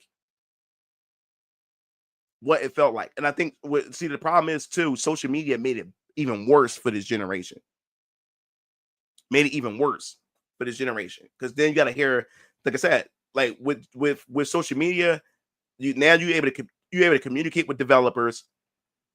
You're able to communicate with game journalists, and then I'm saying you also could communicate with others. So everybody has a fucking opinion. Everybody has a fucking opinion, and I think that's where it amplifies the stupidness. Yeah, it amplifies the whackness of this generation because of social media too. Because everybody has a fucking opinion. Everybody. Some people's opinions is held to much higher status than others. And then you have some people who just want to be who just want to rock the boat where they just say shit just to say shit. They get a reaction out of a community. They don't really mean what they say, but they say it because they know it's going to get a reaction. to get that shock value out of people. So that's another problem within the industry, within what's going on in this era on itself. I think social media plays a big part in this, man, because it really disappoints a lot of people. Yeah, yeah, rage bait. I couldn't figure out what the term was, but yeah, rage bait. I think rage bait plays a big role. Plays a big role in a lot of this shit. In gaming too, man, is the social media era. The social media era has made things so bad, and stuff like that, and it has a lot of people going at each other's throats. We have so many echo chambers. That's why even in my community, I'm not trying to promote an echo chamber. Like I like the fact that a lot of you guys disagree with me, and that's good. We need as much sensible. You got some people who just disagree because they just want to be opposition just to be opposition. You know what I'm saying? Like, I hate people like that. Like you're just doing it because you just want to be different. You're not really doing it because you want to create some meaningful dialogue. You're just want to be opposition just to be opposition. And I can't stand people like that. People like that, I want to punch in the fucking face or like that. Because I know people like that in real life. They don't hang with us no more, like in my circle. Because we had a couple people. Well, he had this one dickhead where he just wanted to be the opposite. He just want to go against just to go against. He might even believe what he believed and what he's saying. He's just going to go against it because everybody else is on the other side. So he's going to be the opposite, just to be the opposite. And I hate people like that. People like that want to punch in the fucking face because you're being difficult for no fucking reason. And you got people out there that get a kick out of that shit. And when and people that I know that's like that has no friends. Because people like that are dickheads. They're just dickheads. I'm like, dude, why are you just trying to be like the opposite just to be the opposite? If I tell you the sky is blue and it's actually blue, you want to tell me it's fucking red. Just because. I can't stand people like that. And people like that know to stay away from me. Because these type of people I hate. I hate people that's like I just mentioned. And I hate people who are who just want to be edgy just for the fuck of it. I hate edgy. I don't really like edgy humor or edgy people because the most people who are edgy that I know in real life, they stay away from me because they're annoying as shit because they don't know how to read the room. They're just edgy just to be edgy, and it's fucking annoying. It's just they're just fucking annoying because I don't click with people. They don't click like me and my brothers. We can't fuck with people like that. You say edgy things, you do edgy things. It's fucking annoying. Dude, it's like you're awkward, you're annoying, and then your timing is bad. I can't stand people like that. Yeah, like dickhead, yeah, dog. Yeah, Philly all day. I'm from Philly, bro. I can't stand dickheads like that, dog. They just get on my fucking nerves. He said, I don't like gaslighting. I turn into an asshole. Well, I mean, no one likes gaslighting. Who likes gaslighting? I don't think anybody likes gaslighting. And voice acting years later became one of the greatest memes. Yeah, but I hate people. I hate edgelords. Edgelords gets on my fucking nerves, dog. Like, dude, why? Like why? Like it's not one, you're not funny. It's not funny at all. It's fucking awkward as fuck. And you just look like a fucking clown. You're like a fucking dickhead. Why? Like, just stop. Just stop. It's not it's not funny. That's why some podcasts that I turned down was because I look at the crowd. I look at the crowd. Like some people invited me to some podcasts and they send me links to their previews and stuff like that to some of the other podcasts. But I see the crew that's together and they all dickheads. I'm like, that's just not me. Like, you're all dickheads. You're not funny. You're all edgy and stuff like that and stuff. You know what I'm saying? Like edginess, like, you know, that I would like what people would find offensive. You're saying it like you know, like a RAP joke or something that's like racial jokes that you know, I don't mind racial jokes and stuff, but you're just doing it. You're just saying it because you want to get in that reaction out of people. Like, dude, you're not funny. You're just saying it. You're just saying it just to say it and stuff like that, and it's not funny and stuff like that. Or you just do dumb stuff. You know what I'm saying? Like, just to get a reaction and stuff. And you're just trying to be edgy to get a reaction. You're doing it just to get a reaction. You know what I'm saying? And I hate that because you do it all the time. You don't know how to turn it off.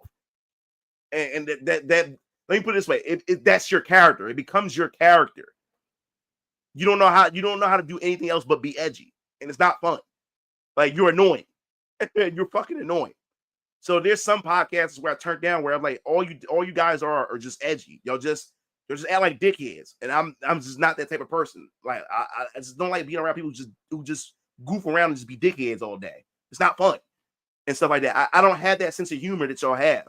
I can't relate to it or what like that. So I'm just sitting there wasting my time.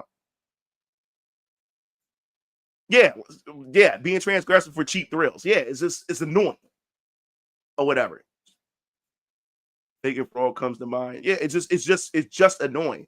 So it's even some podcasts I wouldn't come on because I'm like, yo, this shit, y'all like fucking idiots. Y'all like buffoons and shit like that. Like it would clash with my personality. I'll be sitting there not saying shit. You know what I'm saying? I'll be sitting there like not saying anything because I can't relate to this type of humor. I can't relate to this type of behavior. And the reason why I like you guys, your streaming audience is a reflection of you. That's how I would put it. And there's like if a streamer is a goofball or a fucking idiot, then you're gonna have immature people who's just like them. That's all in the chat. That's all in the chat. You know, and it's not a fun experience. Like, just seeing just dickhead shit in the chat, just dickhead shit. You know what I'm saying? What I like about you guys, and what I like about you guys, a lot of you guys are level-headed, and your guys have like a chill vibe to y'all, just like I am. You know what I'm saying? That's why we click. So your chat is a reflection, and people who are dickheads, they don't stay long, because we had got flooded last week. Couple people came in my stream, calling me nigga, but they kept saying it, hoping that I would respond to it, and they just kept saying shit just to say it. I don't think they were racist, but I think they were just saying it to see what I respond to it and get upset. And none of you guys in the chat even listened to, even responded to those people. And then the person put in cap letters, why aren't you responding to me, or why aren't you replying to me? Because I read it and I seen that he's saying these things to get me to say something. So he's saying all kinds of edgy stuff just to get me to say something, and I wouldn't do it. And he eventually left. And none of you guys replied to it. You know what I'm saying? So that's what that is. Like you guys are chill, and we don't got time for the dumb shit. You know what I'm saying? So people who are actually assholes or just dickheads, they don't stay around long. Yeah. And that's just trying to get reaction out of you. I agree. We all old heads in here. What's calling you the hard age, or I ignored the clown. Yeah. They were saying it because somebody seen my stream, because they came in, they called me a tranny. They were saying that, like, what am I? Am I a chick or am I a dude? They were saying that to see that I will respond to it. I didn't respond to it, and they just left. And you guys didn't respond to it. That was so cool about it. Y'all didn't even feed into it, and they just left because I wouldn't reply to them. That gay shit, that they chat for collectively ignoring that weird shit. Yeah, like the Lord the GOAT. Most don't know about those Mugen tutorials back in the day. I grew up with. Oh my god! Like, see that always gets me, where we have people who remembers me based on those tutorials, and when people mention those tutorials, nigga, that was like nearly 16 years ago.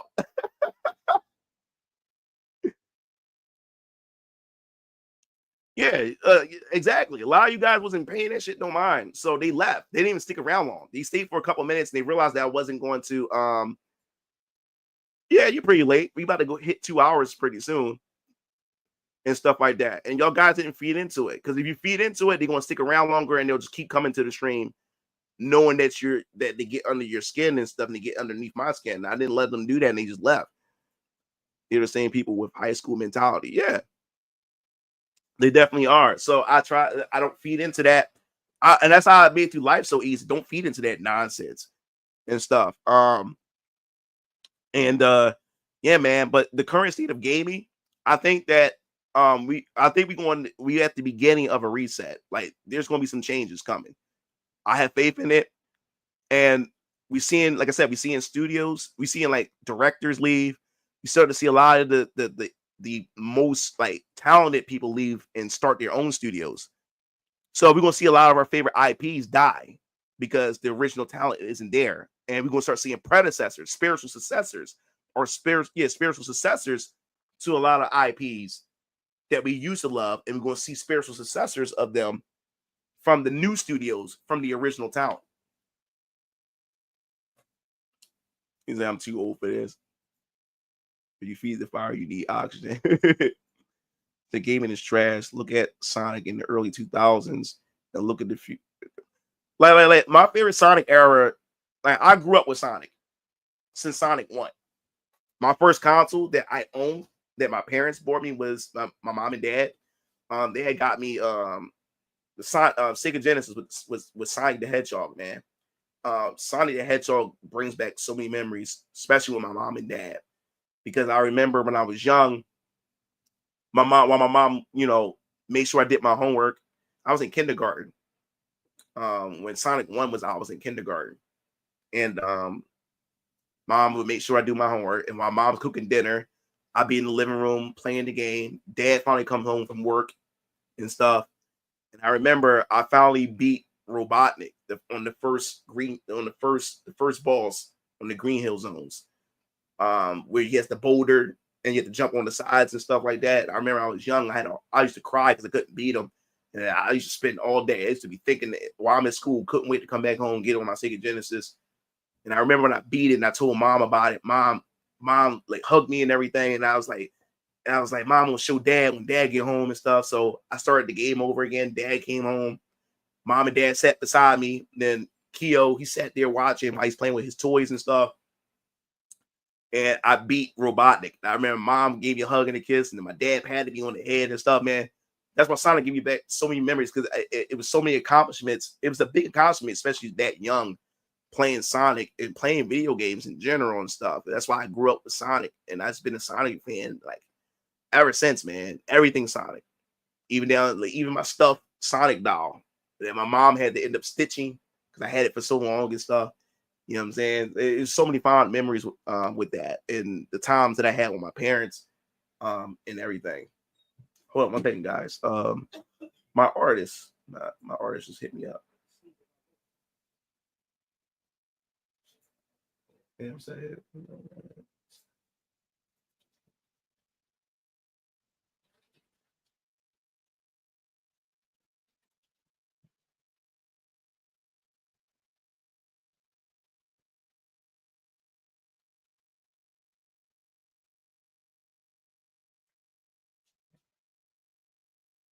What's that, guys?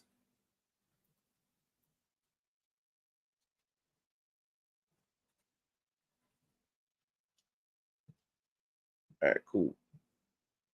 And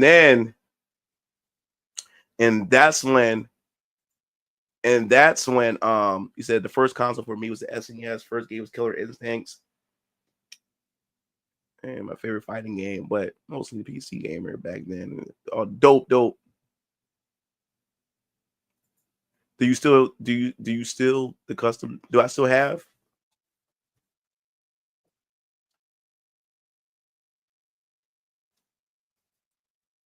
There he is. This came out during Sonic 2. How old was I? I think I was like 7. I was 7 years old when I had this. Keo had Tails. My mom and dad, they went out on a date. I think they went to Virginia. They went on a weekend date. So we had a babysitter watch us while they was out for the weekend. They came back from Virginia Beach, and I remember they had me and Keo sit on their bed. And mom walked up in the front, so we couldn't see dad. But when dad came up, I see 2 boxes. You know how Sonic, like the Green Hill Zone, like the checkers, like the checker patterns, for the Green Hill Zone. And I remember there's these 2 boxes. They was flipped up in the back. So I seen the checker boxes. So I was like, oh, there's Sonic sneakers, because I had Sonic sneakers when I was young too, from Payless Shoes. And so I was like, oh, so Dad, I seen the checkers, saw like, oh, it's more sneakers. But when Mom slid out of the way, Dad came in the front, turned it around, and here it was Sonic sitting there like this, and then Tails was sitting in there. Keo has his. Tails is downstairs somewhere. And dude, I lost my shit. Me and Keo lost our shit. And yeah, this little guy, he went through so much. My mom had to stitch him up quite a few times. I remember I cried when all the fluff started coming out of his neck. So yeah, he been through a lot.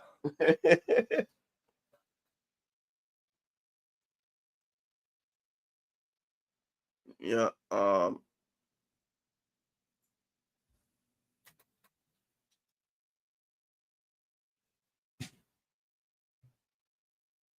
So what Sonic stage has your favorite theme? All right, my favorites, one of my favorite, I have a lot of them, but I think my favorite was Chemical Plant Zone. It was Chemical Plant Zone on the original Sonic. We talk about the original Sonic is Chemical Plant Zone. Gadget, it was Gadget Zone. What's the other one I like? Mushroom Hill Zone. Was the ice zone you ride on the skateboard, the snowboard on Sonic and Knuckles, or I'm not a handheld guy. I don't really fuck with handhelds like that. I'm kind of a liar. Maybe because I didn't like the fact that Sonic was on Nintendo at the time. Like I was really still hurt that Sega was gone at the Dreamcast. And after that, I kind of dipped out of, because my favorite handheld was the Sega Game Gear. I had almost all the Sonic games on the Game Gear. I used to play the shit out of that. That was the only handheld that I put hours and sink hours and hours in like that at that time. But once later on, Game Gear, that would make me a liar too. I think the only other game that I played on handheld the most was Pokemon. Pokemon Blue and Pokemon Yellow. I played the most. I played the shit out of that a lot. But no, I didn't play none of the advanced games. I was kind of out of it after that with the handheld stuff. As an OG Sonic fan, I admit my top 3 has a boost game. Sonic Unleashed. Everybody likes Sonic Unleashed. That's my little brother's generation favorite. Was Unleashed. The thing about the boost games, I'm getting sick of them. The boost been lasted way too long. Also the boost mechanics, in order for boost to work, you have to make Sonic very linear. And he moves so stiff or whatever like that. He don't move. He feels janky when you control him in platforming sections, because for boost to work, you have to keep him on the straight path, because you need that speed from the breeze through stuff. So I like when they first did it with Unleash, because we never had anything like that. I started getting sick of it, because as I started playing these boost games, so they all feel the same, and then 2, you don't feel that freedom like the older Sonic games had, or like Sonic Adventure had, and shit like that. Everything is just on rails because it's built for him to boost through shit. I got tired of it. It didn't feel. I had no fun with it. But my favorite boost game was Sonic Generations. Love the fuck out of that. Sonic Generations was dope as hell. But I was done. I was tired of it, and we're still here. We too long. Like the boost gotta go, man. I'm tired of boost. The boost gotta fucking go. I think boost is also a handicap, because you don't really need a lot of momentum. Just press a button and then you just boost as fast as shit. But the older games, you have to boost it, get that momentum, get that speed, build up to that speed. You have to earn that speed. But now you just press a button. Just press a button. Once you boost, you have enough boost gauge, just take off and shit like that. And with the boost mechanics, you have to sacrifice certain other mechanics, like when it comes to the platforming and stuff like that. I just didn't like it. I think when it came to the 3D era, I think Sonic Adventure 1 definitely nailed what a 3D Sonic game should be like. Because you had the open areas, but it still had the momentum, the speed of how you control Sonic within these 3D environments and stuff. I think Sonic Adventure 1 nailed it perfectly. I like Sonic Adventure 2, but if I had to pick with Sonic Adventure Light, I always pick the first one over 2. I love Sonic Adventure 1. Love it. I love it more than 2. Even though I like 2, 1 was still the better one for me as far as true to form. how to take Sonic into 3D. Because all the Sonic Adventure levels were like open areas. They were like open, and there was so many different ways you can explore that same zone and find so many different ways and stuff. And the game doesn't hold your hand. You can find all kinds of techniques and stuff like that in Sonic Adventure, the Sonic Adventure 1. Yeah. I'm gonna get that myself. My little brother Dick Strike just got it. He got it already. He got it himself. I'm gonna go pick it up when I get a chance. I'm gonna see Sonic 3. I'm trying to see Sonic 3 this weekend. I'm gonna try to. We got sick. We supposed to see it Friday, but we ended up getting sick. The whole house got sick. Everybody caught the stomach bug. Everybody did. Yeah. Sonic Adventure 2 I liked, but it removed that openness of the levels. It went back to, it was, the stages were more linear. They were linear, but not as linear as the Boost games. They had some openness to it, but they kept it more linear. In Sonic Adventure 2, they kept it more linear compared to the first game. So that was the only disappointment that I had with the levels and stuff like that. They were still fun to play, but Sonic Adventure 1 is still going to be it's still my go-to.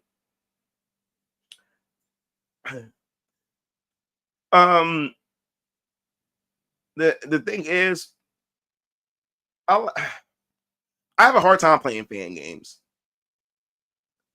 because they're not real. They're not the real game. They're games. I like games, original IP that's made by fans, that's based off of a game that they're a fan of because it's an original IP. They made their own IPs inspired by a game that they're a fan of. I enjoy those more because it's a new IP, it's their game. I have a hard time playing fan games because they're not the actual game. They're not made by the developer. They're not like I said, they're fun. They can be fun and stuff, but it's just, I don't know. I just don't get that same, it's not from the developer that I like and stuff like that. It's a fan game. I know that the developers would never reach this level.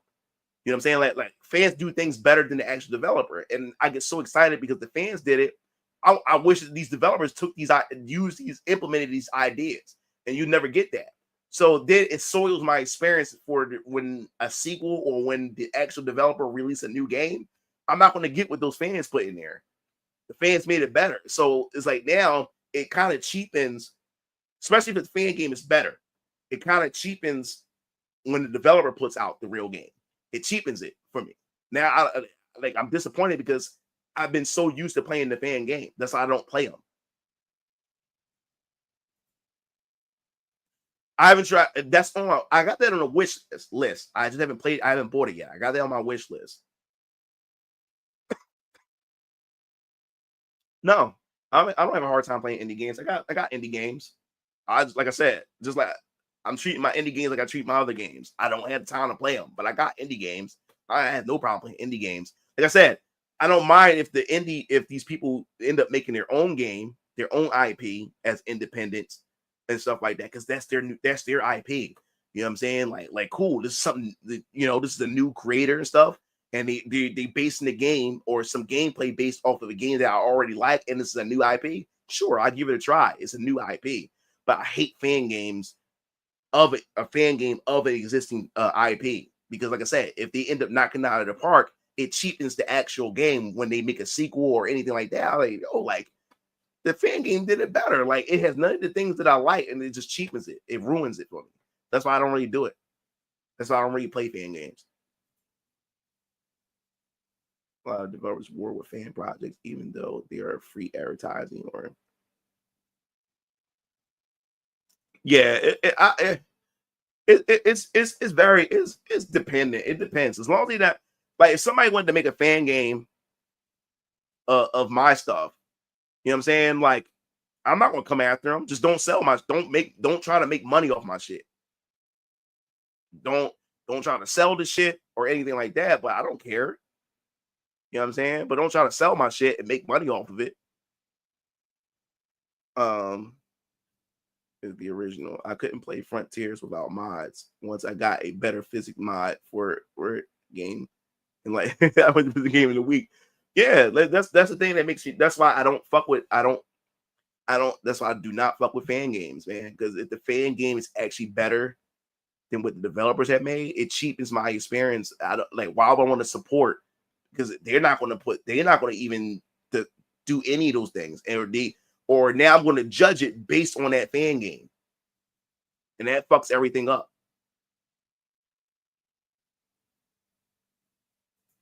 Games are better than the fan games now. Mods is something totally different. Yeah, mods. I don't compare with mods. This is their mods, and stuff. The only thing about mods, like with fighting games, I guess, is that when mods start adding in characters that didn't exist in the original game, I don't like those. Not because they're bad. It's the fact is that if that character is actually fucking good and well made, and you pick that character up and you main that character, why? Why spend all that time and investment maining a mod insert character when if this fighting game gets a sequel, chances are that character is not even going to be in the fucking game. So I'm spending all this time labbing with an insert character that's not even part of the game. You know what I'm saying? And then when the sequel come out of the actual real game, that character's not going to be in it. Then why the fuck am I even doing this? Why?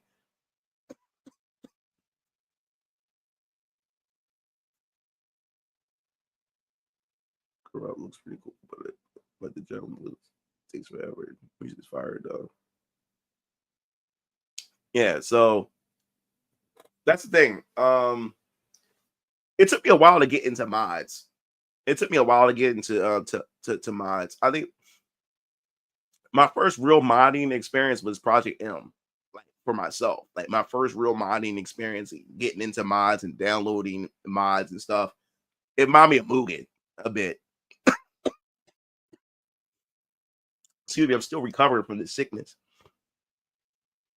That was my first real gaming modding experience and dealing with mods. Was Project M. I love the fuck out of Project M. I was able to add my own music. I love the different costumes and stuff like that, and everything.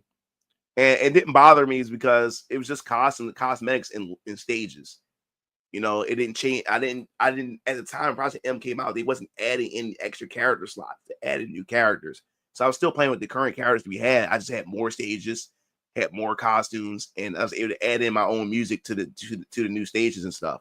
So that was the thing I liked about Project M. So fan games kind of killed me for the same reason. I need more fan game devs to make their own original products. That's the only thing. This is why I don't like. That's why I agree with this. I think my whole notion. This what gets me angry. Not angry. There's so much talent out there where you have artists, right, who would spend hours upon hours just making fan art of Street Fighter or fan art of X-Men, fan art of Legend of Zelda and stuff. And they're so damn good. Even their artwork looks better than what the developers are putting out for this shit. And I'm sitting there and say, yo, why are you spending all these hours creating shit that already exists? Creating shit that's only going to benefit others or whatever like that, benefit the company and shit like that, where all that time you fucking have, yo, like I want to see what you can do with your own shit. I want to see you create your own shit. Why are you putting all your talent in creating like fan art and recreating shit that exists already? I want to see you make shit of your own, like you that good. And that's what frustrates me. And none of them go out their way to try to make something like, yo, people love your art. Like make something of it. Like make your own shit. You know what I'm saying? Make your own shit, but some people's not built for that. Some people don't have the knack for that, creating original shit. You know what I'm saying? And even with games, even though I like the fan games and stuff, like why are you spending all that time and effort on a fucking fan game? You got the talent. Why are you creating a fan game? Create a real game. Like create a new game. Like y'all got the skill, you got the talent. If anything, base it off of the game that you're a fan of. Like inspired. Like have that be your inspiration, but make your own game. I want to see what you can do with your own game. You know, but people they would just prefer just to work with something that already exists instead of making their own shit. So that's what frustrates me. Like I like it frustrates me when I see talent that's not being used like to its fullest. Oh, what's up, Dodge?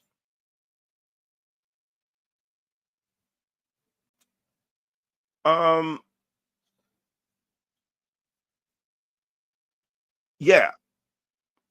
Yes. Obviously, yes. And like I said before, I'm saying this is because studios that we grew up to love may not be backing out of politics slowly, but the developers, the original developers are. And what do I mean by that? Like I said, a lot of these original developers are leaving these studios to create their own. So just because these companies is about to crash and burn, and these developers wants to actually create good shit, so they're leaving, creating their own. So we can't really judge it based on the studios that we see right now that's still into this shit. You gotta look at the patterns. You gotta look at the what's going on right now, where you're starting to see a lot of people leaving these studios and creating new studios. That's what they're doing. They're just jumping ship. So we're starting to see it.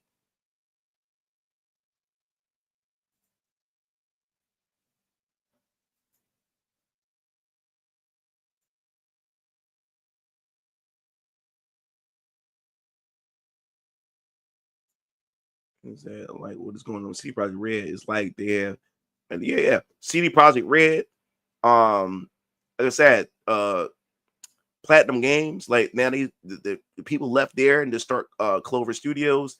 Tango Games, was it Hideki? He left Clover Games the Tango Games to just create a new studio. You know what I'm saying? Was it the Mass Effect team? It was somebody else. There's another team that left to start their own studios. So all the original people who were based, who knew what they were doing and made good shit, they're just leaving the current studios. Like I said, Rocksteady the same way. A lot of the CEOs that started Rocksteady fucking left their own company, and then took the original talent with them to start a new studio.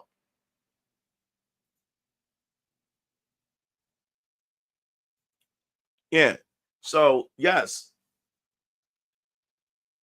companies are slowly getting away from the politics, the layoffs. You see these layoffs. It's all because of these budgets, not just the but. It's all because of the current state of gaming with these budgets, bad management, and DEI woke ideology. These three things are destroying these studios. These three things are destroying these studios. Destroying, completely destroying these studios, guys. It's completely destroying these studios. So so these students are going to face the backlash to all this. All this. They're facing they're going 2025 is where you're going to start seeing more studios collapse. And it's good. Let these studios collapse. Let the market do its job. Do not interfere with it. There should be no interference. There should be no bailouts. Let the market. Yeah. Oh, Ubisoft on their last leg. Ubisoft is on their last leg. And it's rumors is that Tencent may want to buy them. But Ubisoft, if Assassin's Creed Shadows, or whatever that fucking game is called, it has to succeed. If it doesn't succeed, that's it. That's it. That's it for Ubisoft. That's it for them, guys. That's it for them. If Assassin's Creed Shadows fail, that's it for them. There's no turning back. That's it.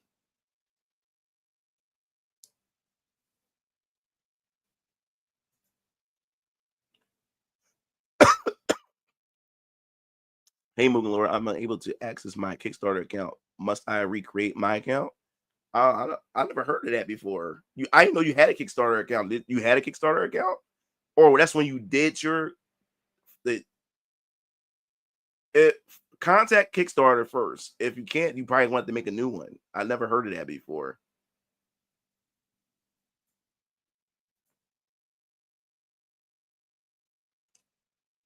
They can delay it all they want. It's Ubisoft needs a miracle to happen. Unless they redid the game over again, this game would have to be a miracle. It has to be a miracle.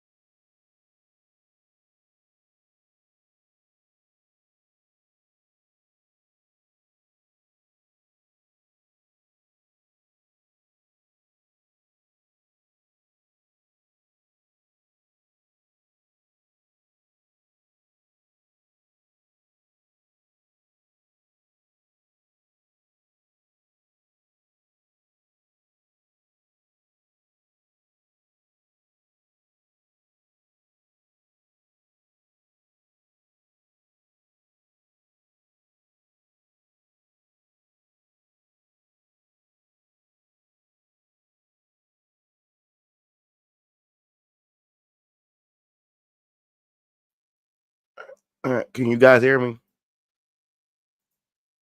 Can you guys hear me? No, my mic got a short in it. So if I tap into it, sometimes it just does it.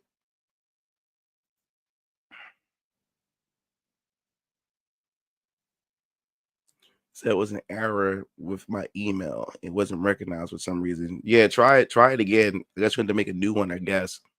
Like I said, that's what I'm saying. Figure this shit out now. As far as your emails are concerned for Kickstarter, don't wait the day of. Figure this shit now. So you gotta check. Landon. Yeah. Okay, cool. Yeah, so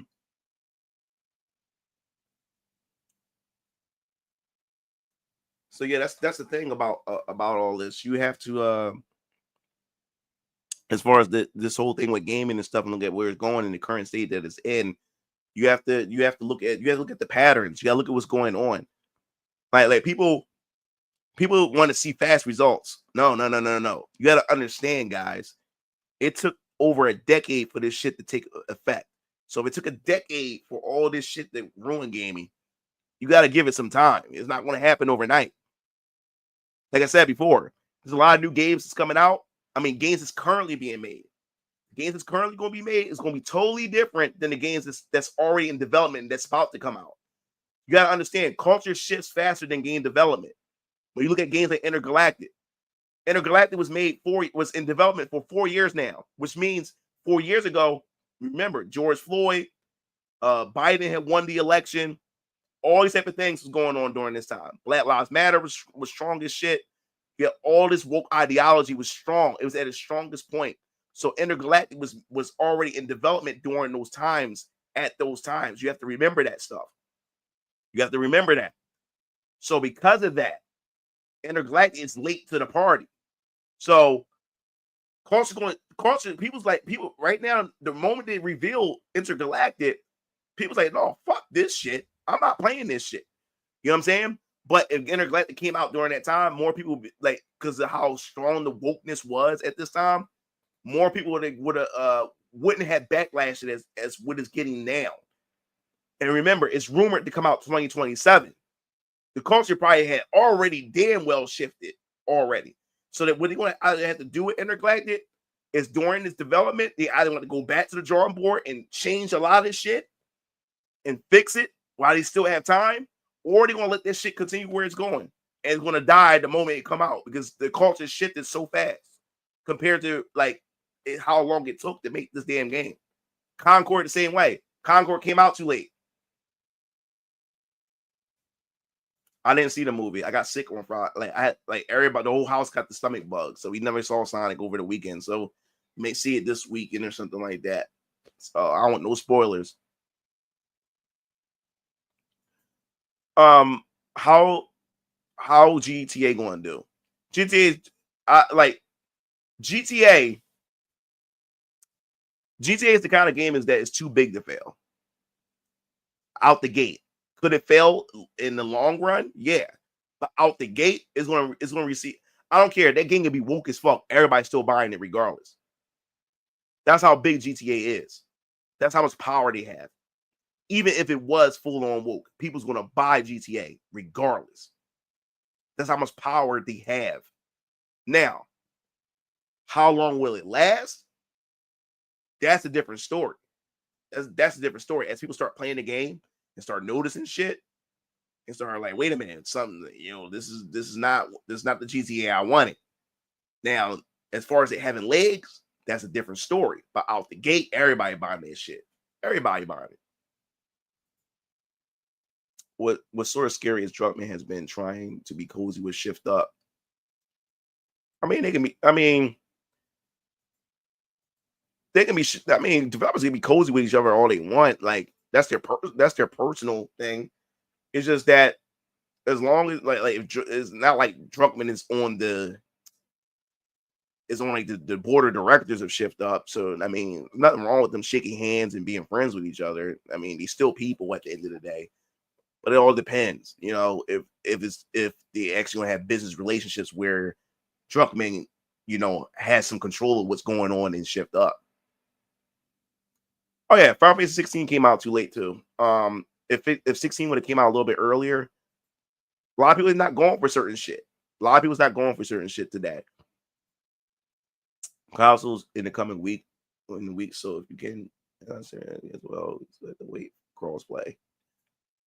Aside from all the woke blah blah blah, I think this trailer was awful. It dragged its feet. It always was yet another Guardians of the Galaxy at home. I agree. And plus, like I said about Trell, I don't like trailers that don't show gameplay because like trailer is never most of the time represents the actual product. So that's another thing I don't care.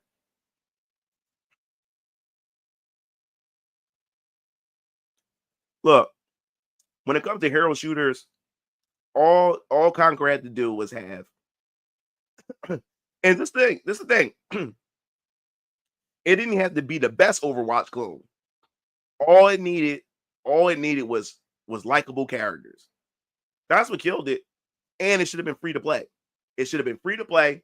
And the characters should have been likable. The designs and everything. That's all it needed, because they could have improved the game over time. Over time, they could have improved the game and made it better because of feedback. They could have seen what Overwatch was doing. They could have seen what Marvel Rivals was doing and everything. They could have, Concord could have worked. It could have worked. All they had to do was make it free to play. Make it free to play and make the character designs and the characters' personalities likable. That's all they had to do. And people have been sold. Because the game visually looks beautiful. It looks beautiful. But them character designs and them characters' personalities, ass. And it wasn't, and I wanted to try it. And you guys see my reaction. I'm not even faking it to you guys. I said I would like to try it because it still had that hero shooter thing that looked interesting. And I saw some gameplay mechanics that I thought looked pretty cool. But the moment it said it had a price tag on it, I'm not paying money for that shit. I would like to try it. I would have tried it if it was free to play. I would at least give it a try if it was free to play. But the moment I saw that price tag, I said, I'm not paying 40 fucking bucks. Was it for 40 or something like that? I'm not paying 40 fucking bucks for this shit.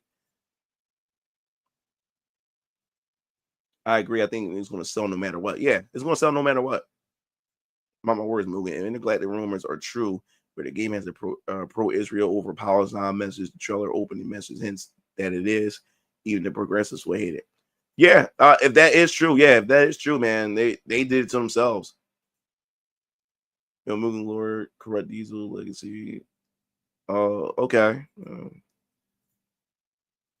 People will buy GTA 6 even if it's woke, but people won't be afraid to easily call it the worst GTA. I remember everything.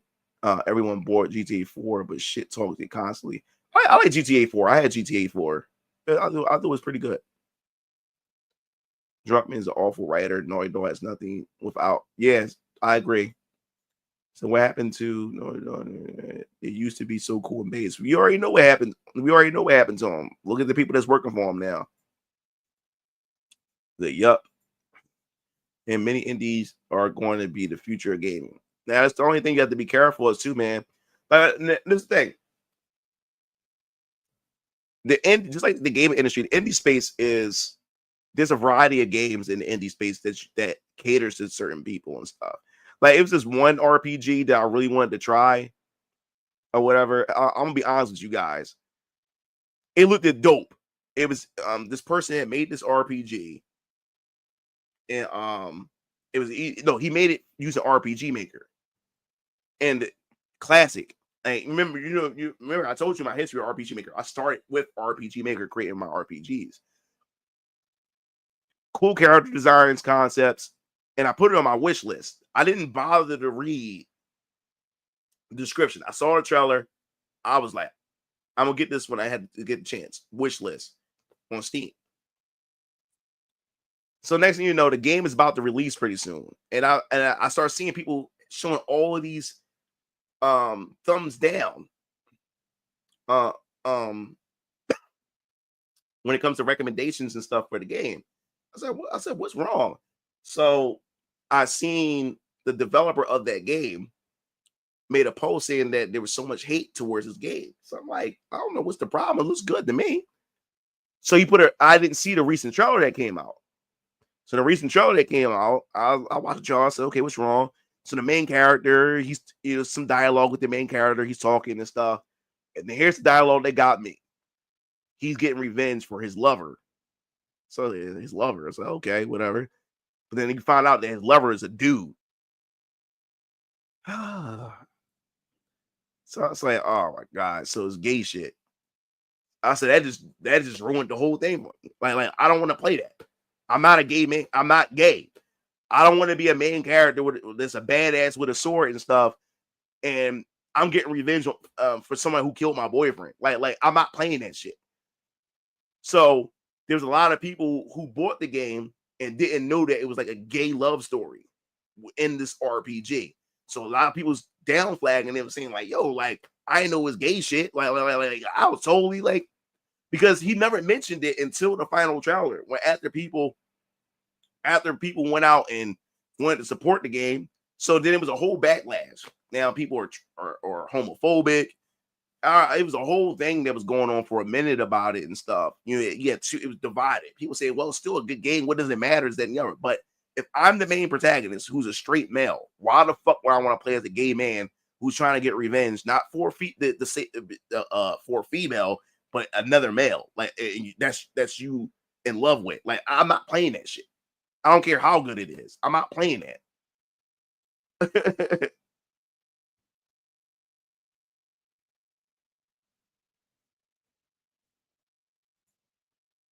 Is that we all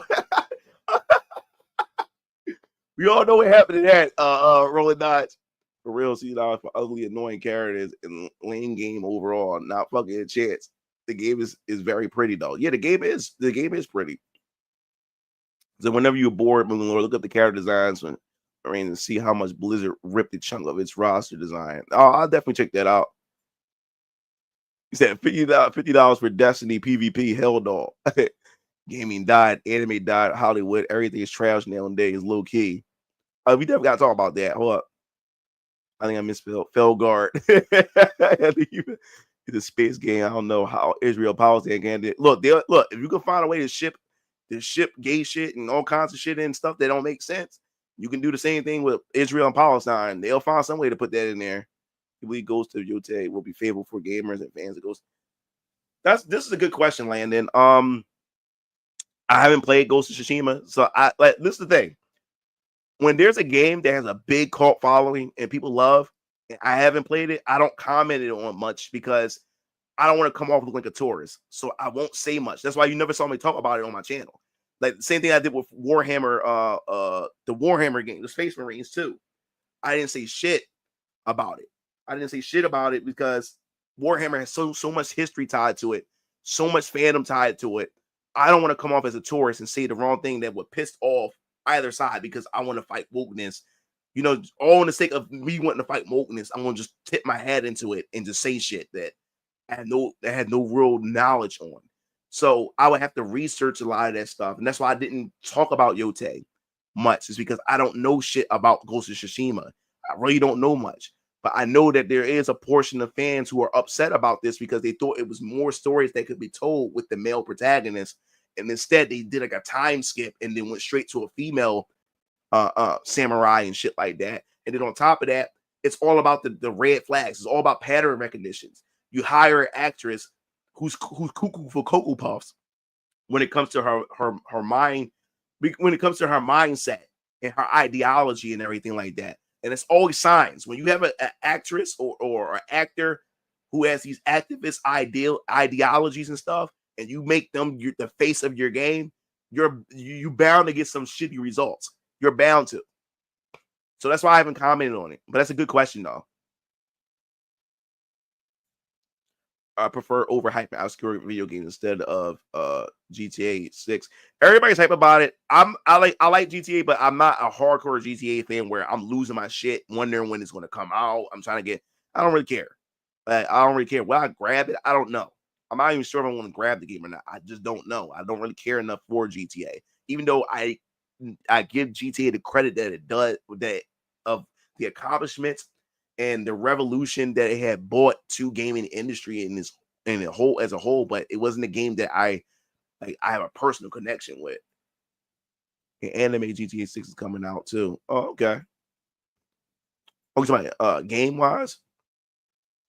Oh hell no.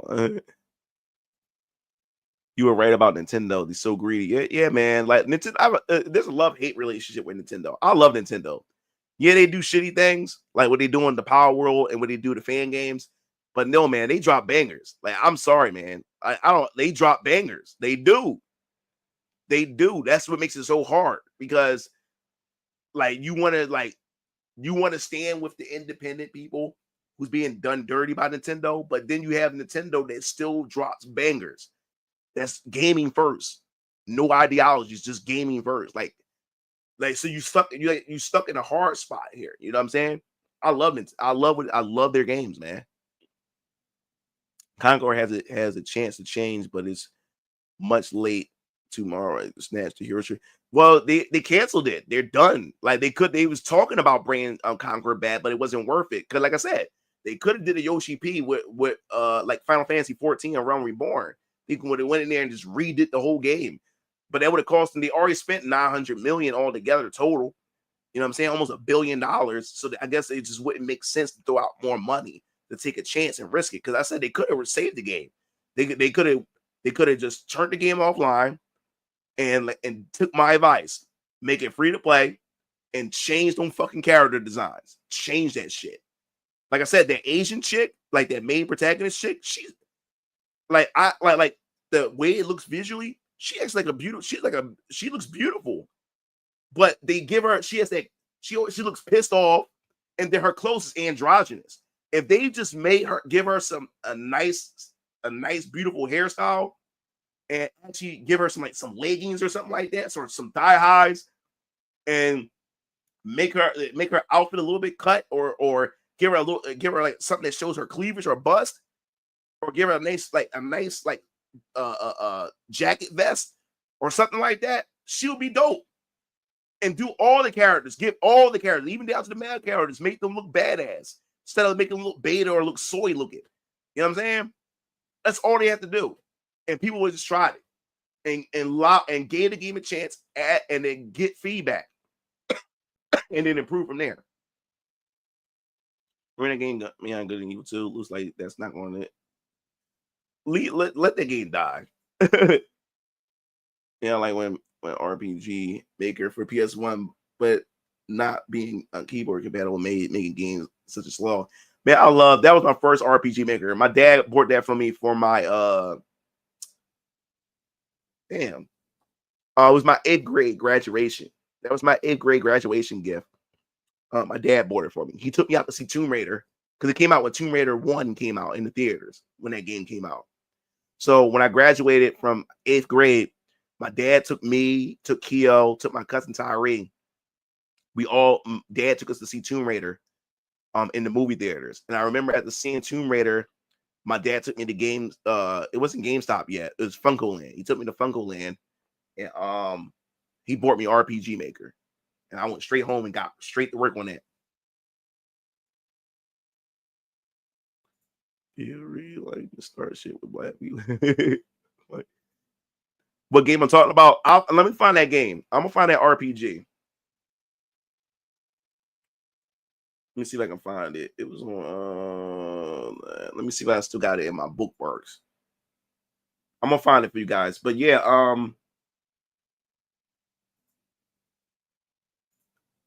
let me go. I'm gonna go to my. I'm gonna see if I. Let me go to my indie tab and see if it's still in my indie tab. So I can see if it's still there. I'm not sure if the developer deleted shit, but it was like months ago. But yeah, man, I was so hooked to RPG Maker, man. Because like I said, I grew up off of RPGs. You know what I'm saying? Like my dream was to create my own RPG. I wanted to start my own studio. That's what started V.S. Orion. It was probably just V.S. Orion. It wasn't even V.S. Orion comics or anything. It was just V.S. Orion. It started with that first. And that's what I really wanted to do. You know what I'm saying? And RPG Maker opened the gates to everything's creativity. Yeah, damn. I thought I saved more than that. I gotta find it, man. I thought it was in my indie. Yeah, I think people delete shit. Because my folder was filled with indie stuff that I bookmarked, and a lot of this shit is not even here anymore. So yeah, I'm gonna dig through and find it. Wait, hold. What was called? No, it's not it. Somebody made that with RPG Maker. I think that's pretty cool too. There's a lot of things that's gonna be changing for my channel, and we're gonna talk about that in a second. You guys will be the first to know. Coming starting in 2025, and so many indie games I can't wait to play and present to you guys on the channel as well. So we definitely be doing that. Yeah, it's been cleared. I'm at the dig for it because I can't remember the fucking name of it. Because I just lost interest right away after that. Wait. Here we go. I think I found it.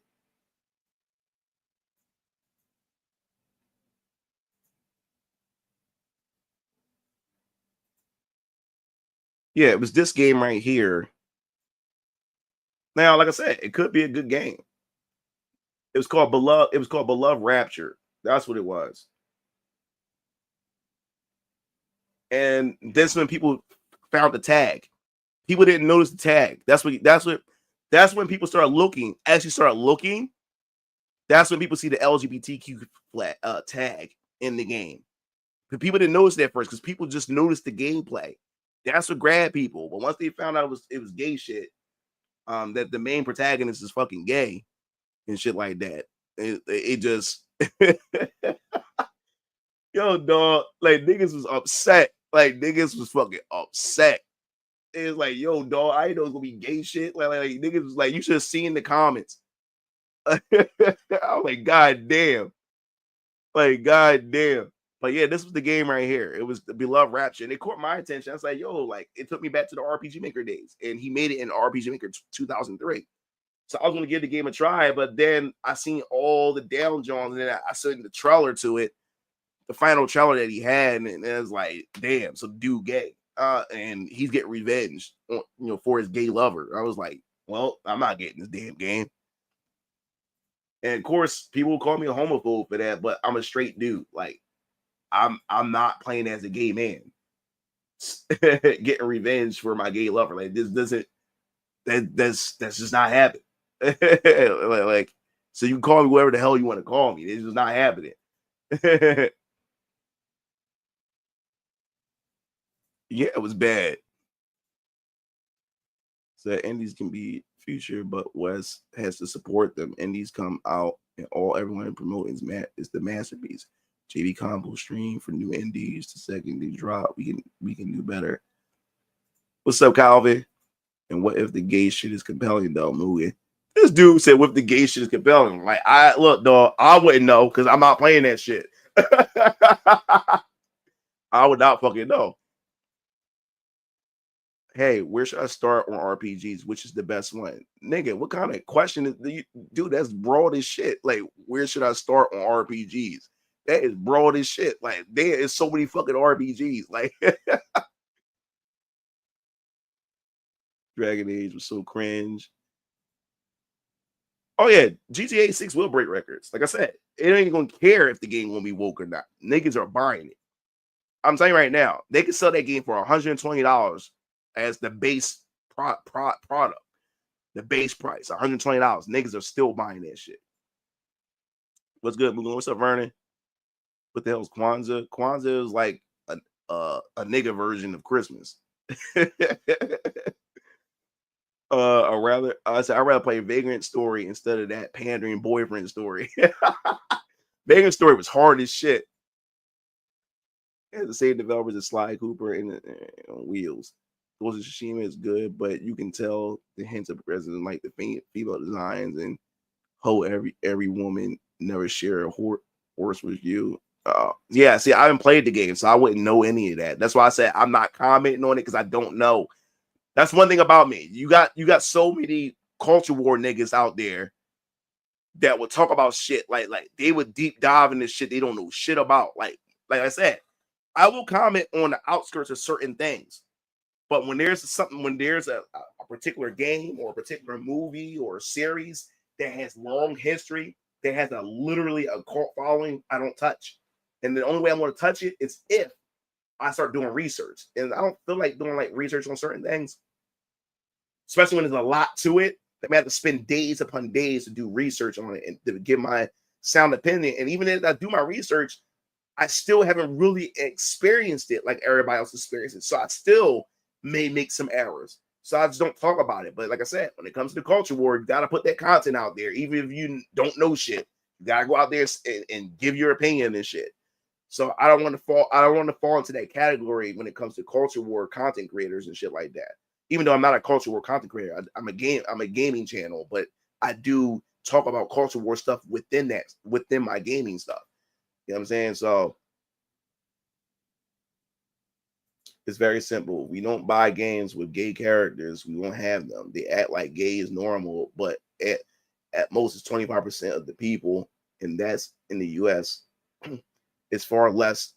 And that even 25% seem too fucking high.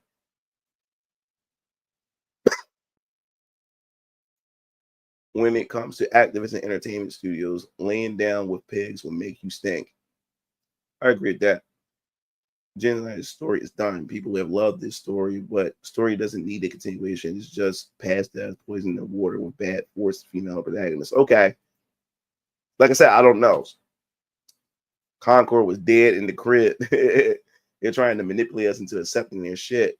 All we have to do is not pay for their shit. Yeah, just don't buy it. You know what I'm saying? Like, just don't buy it. I'm just saying. Look, let me put it this way. I'm not telling you what to do with your money. If you a person that wants to play that game, go play Ghost of Yotei. If that's something you want to play. But if you don't want to play it, I'm gonna say to the people who don't want to play it, don't put your money out there. But if you do want to play it, despite the potential of it being woke and all this type of shit, it's your money. Go do what you want to do. You know what I'm saying? I like I said, I don't care what side you on. If that game's gonna give you the experience you want, then go play it. I'm not here to tell you not to play something. But if you don't want to play something, you say you don't play something, then stick to your guns. You know what I'm saying? Because I'm a type of person like this.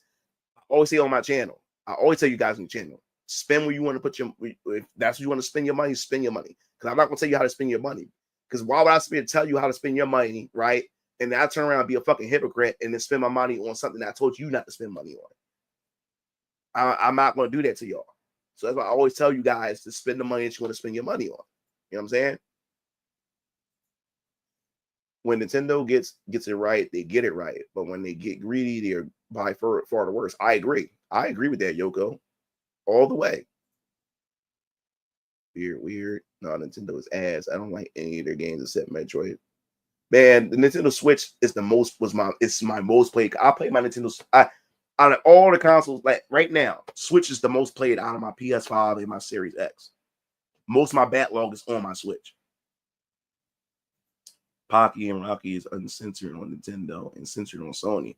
But here's the funny thing: Nintendo just censored something that Sony decided not to censor. I can't remember what game it was recently, which was funny. But I don't know the story on that. That's why I didn't cover it yet. Let's not forget that her attitude was stank. She was rude, asshole, and turns off people off. Rule 34 is what? Oh, yeah. Because somebody said it was a joke that somebody said about Overwatch. They said his little brother came in the room and saw him playing Overwatch and saw Tracer, and he was like, "Wait a minute, she also has a video game too." So it lets you know that a lot of people know Overwatch because of the porn. I mean, they make great porn characters, like for hentai. I'm not gonna lie, like I didn't expect it, but that Overwatch became a phenomenon when it came to the hentai. Like that's crazy, or Rule 34, whatever you fucking call it. So I'm not into Nintendo like I used to. The Wii era, the Wii era was the trashiest era at Nintendo for me, in my personal opinion. Like the Wii was just so much shovelware on that shit. Like I had a lot of Wii games, only Nintendo exclusives. I didn't buy none of the third parties. After a while, I hated the motion controls. I just wanted a traditional fucking controller. The Wii that was not my favorite Nintendo console at all. I want them to get to hit that go button on the game, Scalebound. I don't know why everybody's so hyped for Scalebound. That game did not look good to me at all. It looked like a generic like the main character like a generic Dante from DMC with a dragon. That game did not look good. I don't know why everybody was hyped for Scalebound. That game did not look that good.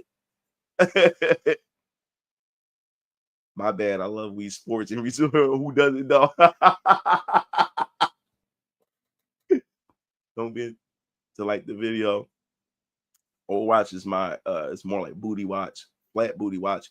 Yeah, like I remember they made such a big deal with Tracer and the female characters with their whole booty pose and stuff like that. And you look at it, and you look at the actual Overwatch character, they got flat asses, like the actual characters, like the actual female characters. A lot of them got flat asses. It's just that they're proportioned. They got like wide hips, but when you turn that shit around, that shit is flat as fuck. Like my young boy would say, it's called hip illusion. It's an illusion. It's an illusion that they have an ass, but they actually don't. You ever see a girl that's thick, like her proportions, like she's really thick? You see her hips are wide and shit like that. And then it always blew my mind when I see like a thick girl, but she has no ass and she has no titties. It blows my mind. Or whatever, but it's called hip illusions, where she from the front. You see her curvature and everything, but when she turned her ass around, it's just flat. I'm like, how's that possible? Like, that's the worst. Like, if you're going to be thick, then just be thick. But the fact is, you have a thick looking shape, but you have none of the assets of being thick. It's the worst.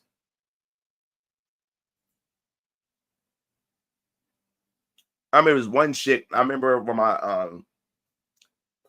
my baby mom, she was pregnant with my daughter, and I was working down the Pennsylvania Turnpike. I was working at the Starbucks. I was working at the Burger King and stuff like that, and I was saving money up to prepare for my daughter to be born and stuff. I had to get her a crib, and I got to get her a bassinet, and I had to get all that type of stuff. It was just one chick. She had the weirdest body, dog. She had like the Eggman body. Like her body was fucking weird. She like the shape of Eggman. Like, I mean, like the original Sega Genesis Eggman. Like, got no neck. Her head is like, it's just a head, no neck. And he got this round ass body with these skinny legs and skinny arms. It was like the weirdest shit. Like everybody's secrets to his own body. Shake my head.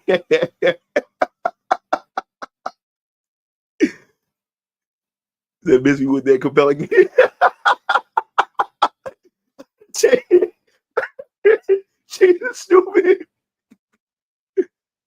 Chrono Trigger, bro.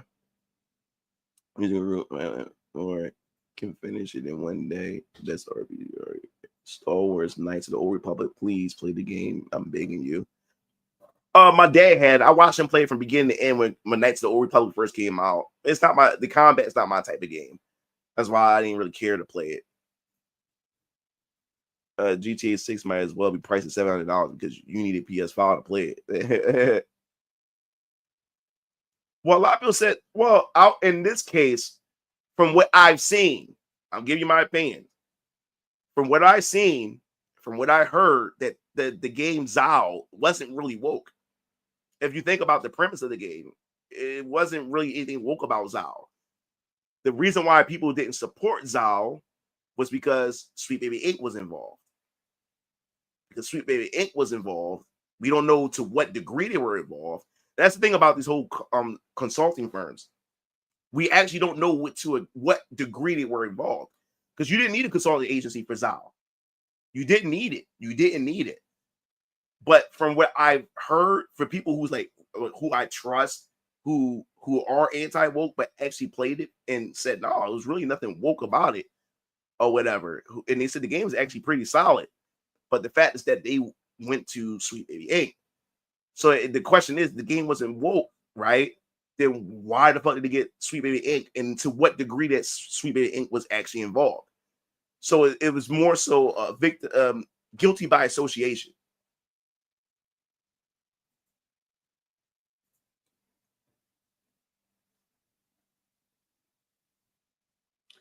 I got E-Unit Chronicles. Like, for me with E-Unit Chronicles, some of y'all already know my stance on localization. I grew up off bad localization. I grew up off a bad localization. You know how the 80s and the 90s was. Like, a lot of these games weren't localized correctly. I know that they didn't insert politics to it, but a lot of those games did not follow what the Japanese version followed. As long as it's still going to give me the story that I want, as long as the gameplay is still good, I don't really care much about localization. That was never a thing for me. That's why I never argue. I never really fought about localization, because I even had some people who called me a fraud because I didn't care about, because we started finding out about Final Fantasy IX that they really fucked up the localization for Final Fantasy IX back in the day, that they made Zidane, they made him more of like a womanizer and stuff like that in 9. But I said this: if the game is good, right, Zidane was still a good character.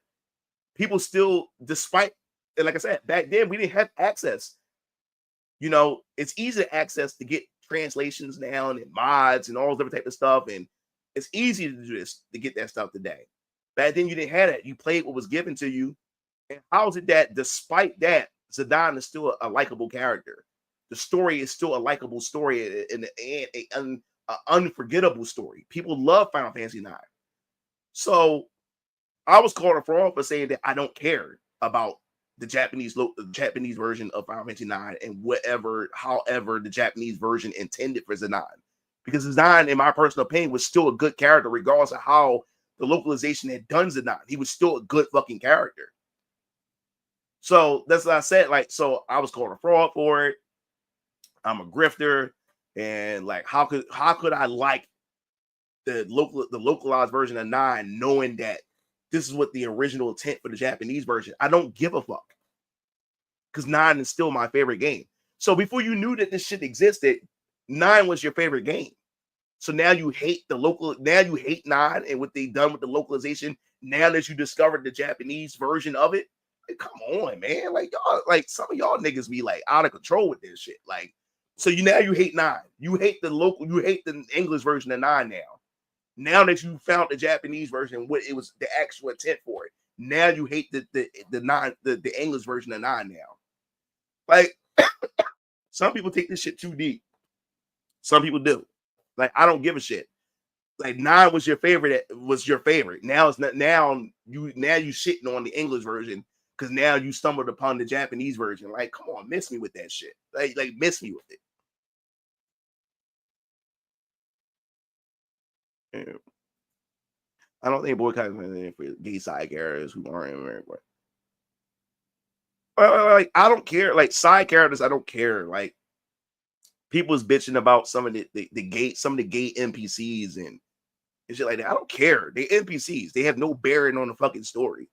Like I mean, you can be upset about it. I'm talking about me personally. You have a right. If you upset, that's fine. But don't shame me for not giving a fuck.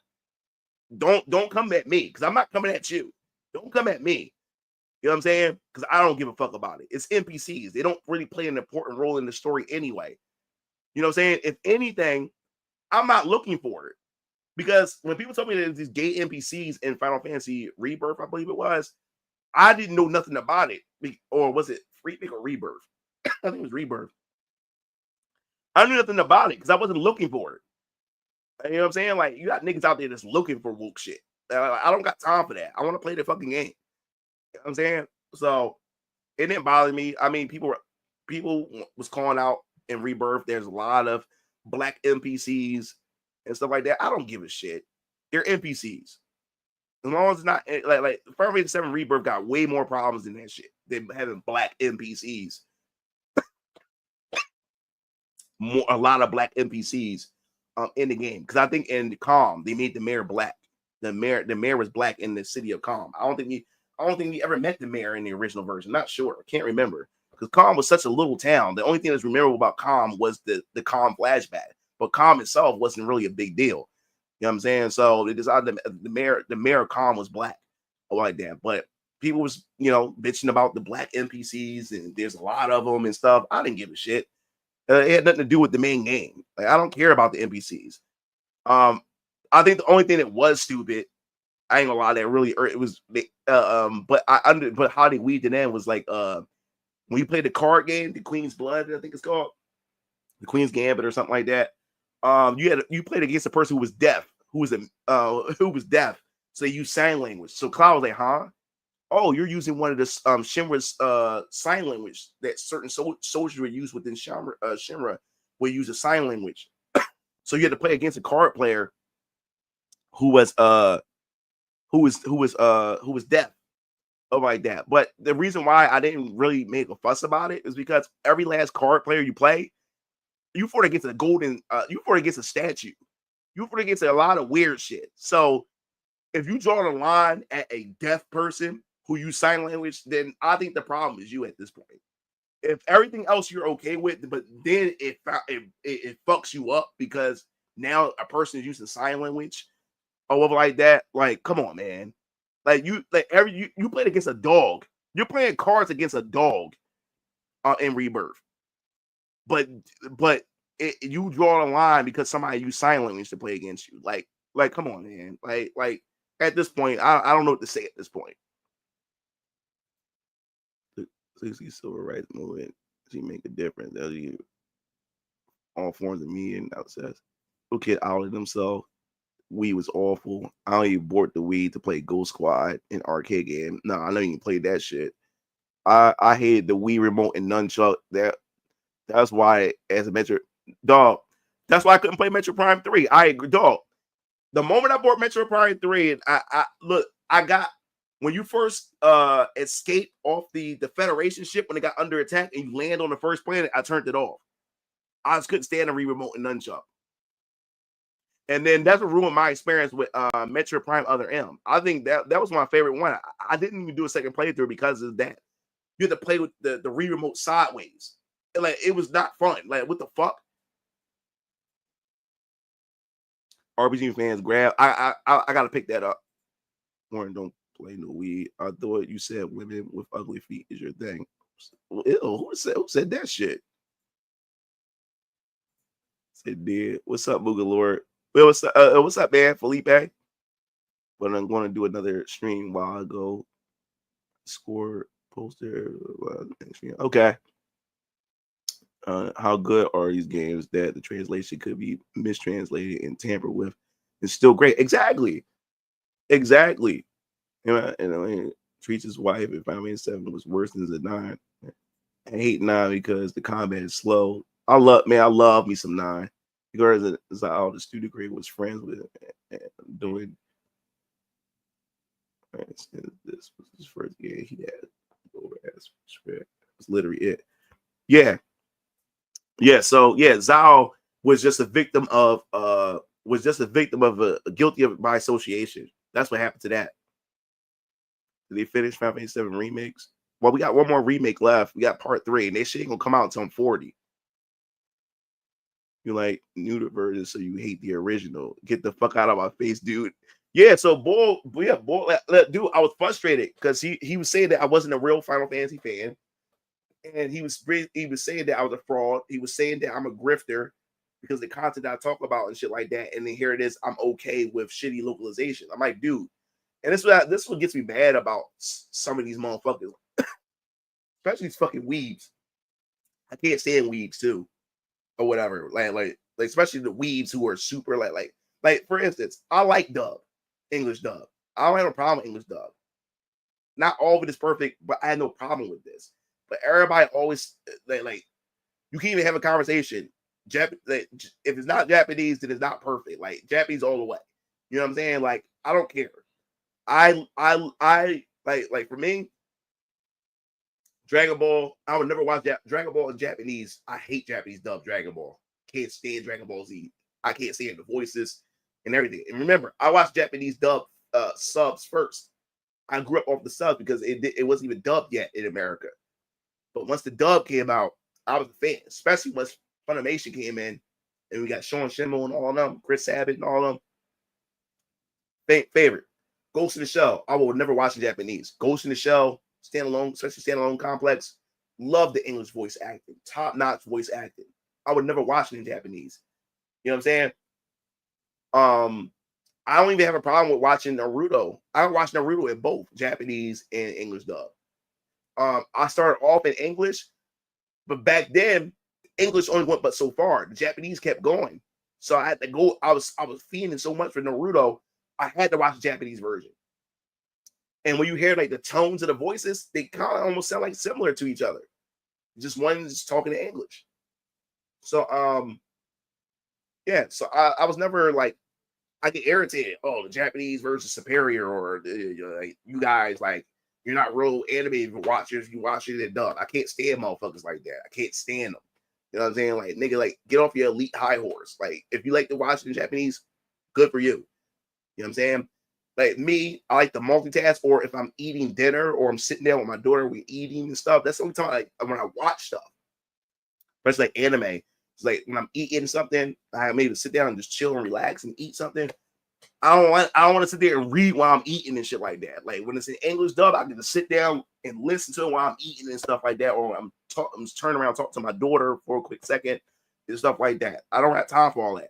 But like I said, like with Final Fantasy 9, I was called a fraud, grifter, all kinds of stuff. And it gets me mad because like none of y'all motherfuckers knew about the Japanese version. Y'all didn't have access to this stuff a long time ago, but yet that was your favorite game. Now all of a sudden you're shitting all over the English version because now you discovered the Japanese version. Like, miss me with that bullshit. So I was like, okay. And that's what I told him. I said, okay, see if I did. I said, so what if I did play the Japanese version? So what is it going to do? It's going to make me like the game more? It's going to make me like the game even more? I already like the game already. So how much more would the Japanese game make me like it? Like the Japanese script and everything. Like, come on. I already like the game.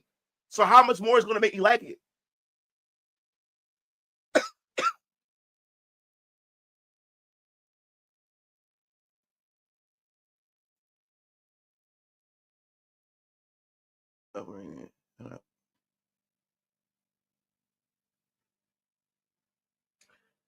Look.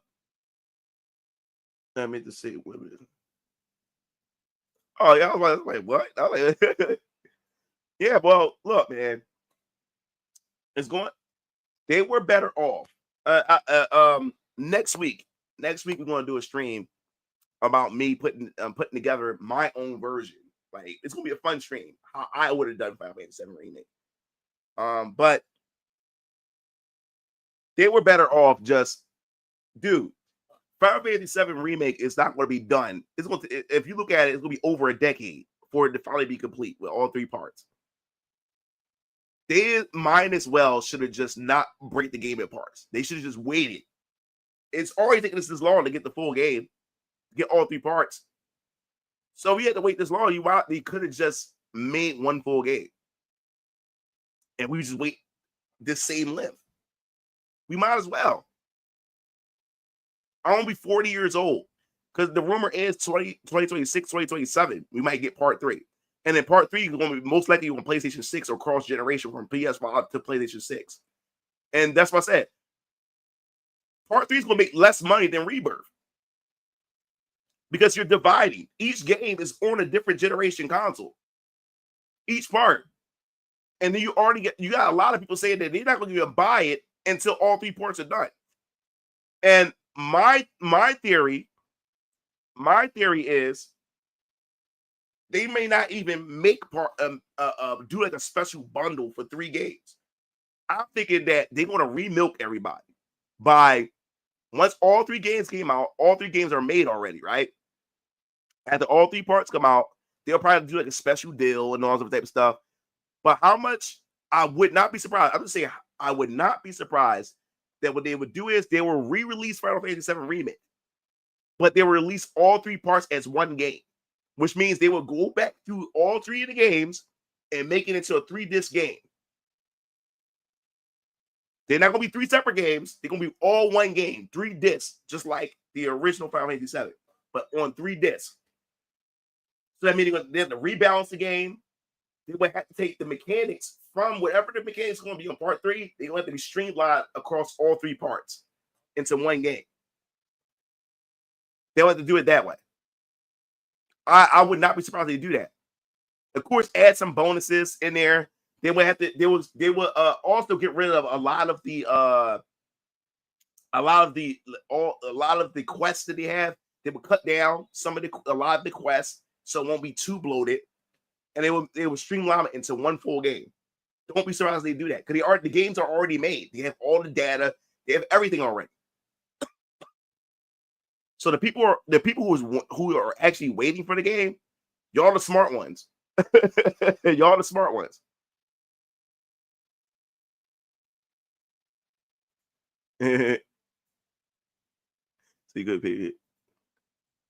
Dub hitting subbies. Hate my green sub.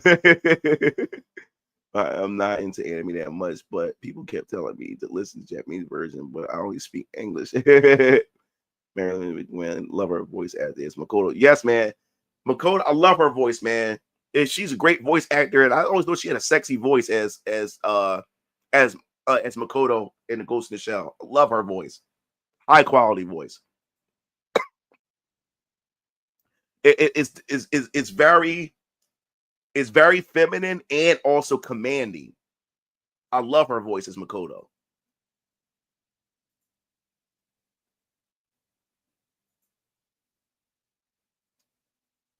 I love dubs. I can never watch Goku Japanese.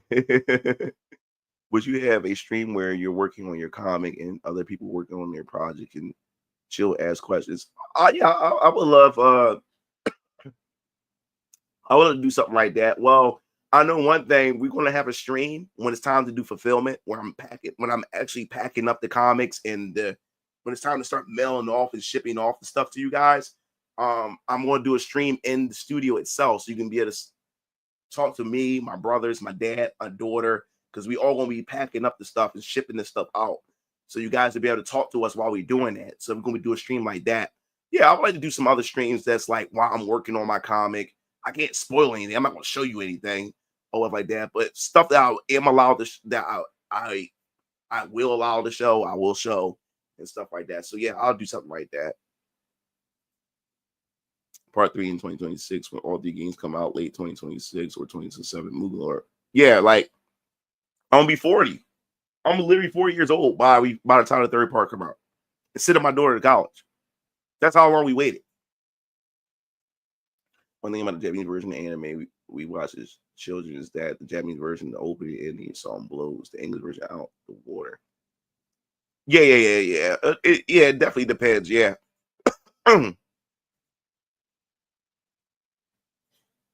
That's it. Only English better than Japanese too, but the voice actors are generally far superior to the English ones. I know English better than Japanese. Hype word. Yeah. So, yep, V's Orion comment stream is gonna be dope, man. They are milking Final Fantasy 7. Are they planning to remake other Final? Well, they said they want to remake Final Fantasy 6. And he said if they go to Final Fantasy 7 remake route, it's going to take them 20 years to finish Final Fantasy 6 remake. If they go to Final Fantasy 7 remake route, as far as real visuals and stuff, because Final Fantasy 6 is way bigger than Final Fantasy 7 as far as the game is concerned. But if you're going to remake these games, don't go for the realism, graphics and stuff. Come up with a nice stylized art style that's still good to the eyes. You know what I'm saying? And don't do these don't change the story. You know what I'm saying? Add to the story to fill the story out more, but don't change the story. You know what I'm saying? If they do that, these remakes won't take long. They only did the Final Fantasy 7 remake is because their Final Fantasy 7 remake is their money. Final Fantasy 7 is their money maker. That's the only reason why they're doing that. Because the rumor is Final Fantasy 9 remake. It's a remake, but it's not on the level of Final Fantasy 7 remake. And they kept the turn base and everything.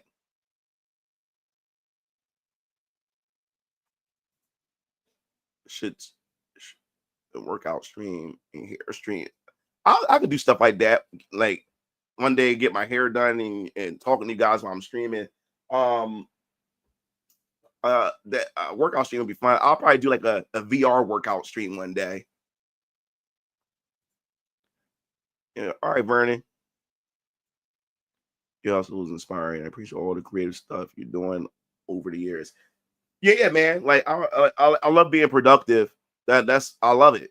Productive. That's all I know how to do is be productive. Like I became so productive, man. Like if I'm not productive, I feel like I haven't accomplished nothing the whole day. That's why I don't binge watch anime.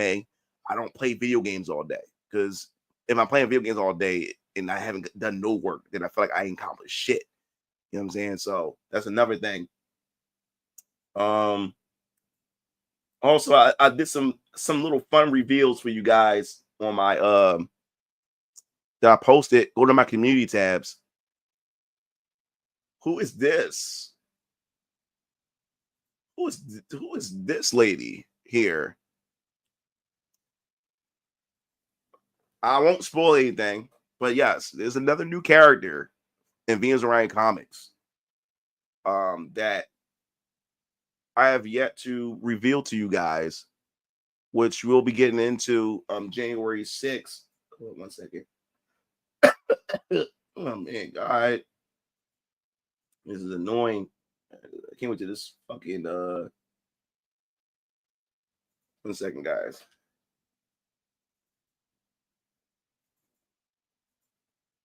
All right, 1 second.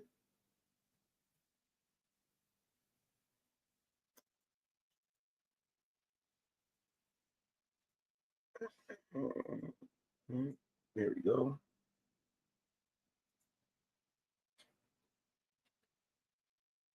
Here. All right, let's see what we got here.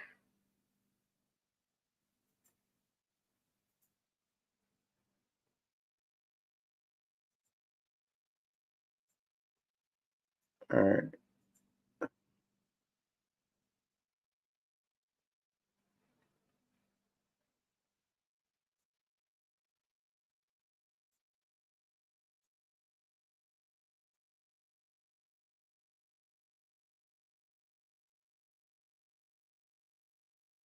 Oh, 1 second. And I wish it was like it was easier for me just to do it, but whatever. All right, cool.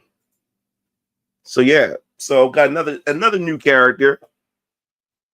Another new character that's in the Venus Orion Comics universe. I can't tell you her name or anything like that. You just want to find out. You can go to my community tab and you can leave your thoughts and comments there. I'd love to hear what your thoughts are in the comments in the community tab. But this is another new character that I've been holding on to for the past year now and stuff. So expect in 2025 to find out who this character is. Will she be in VK, or will she have a series of her own, or will she appear in Siona's Star Champion series? Where does she fit in? So I can't wait to show that off to you guys when the time comes. And then hold up. And then this character as well. Who is this character? So it's another character to show off to you guys at some point. So I'm just giving you a little glimpse of what's to come when it comes to this, when it comes to these other characters. Like I said, Venus and Ryan Comics have so much. I have so much in store for you guys. Okay, Blaze. I have so much in store for you guys that I can't wait to show off to you guys and everything, man. And it's gonna be a fun ride, man. It's going to be a fun ride for you guys when it comes to Venus and Ryan Comics. As I said before, like, let me see, make sure I'm on the right one. Okay.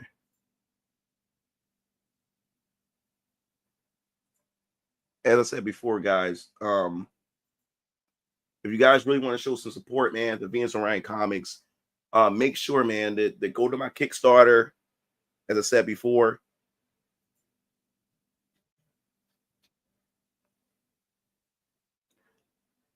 that's funny that you said that. I wouldn't say Adam. I wouldn't say Adam Warlock, but it's funny because it has a resemblance to Adam Warlock in a sense. But you'll see. You'll see.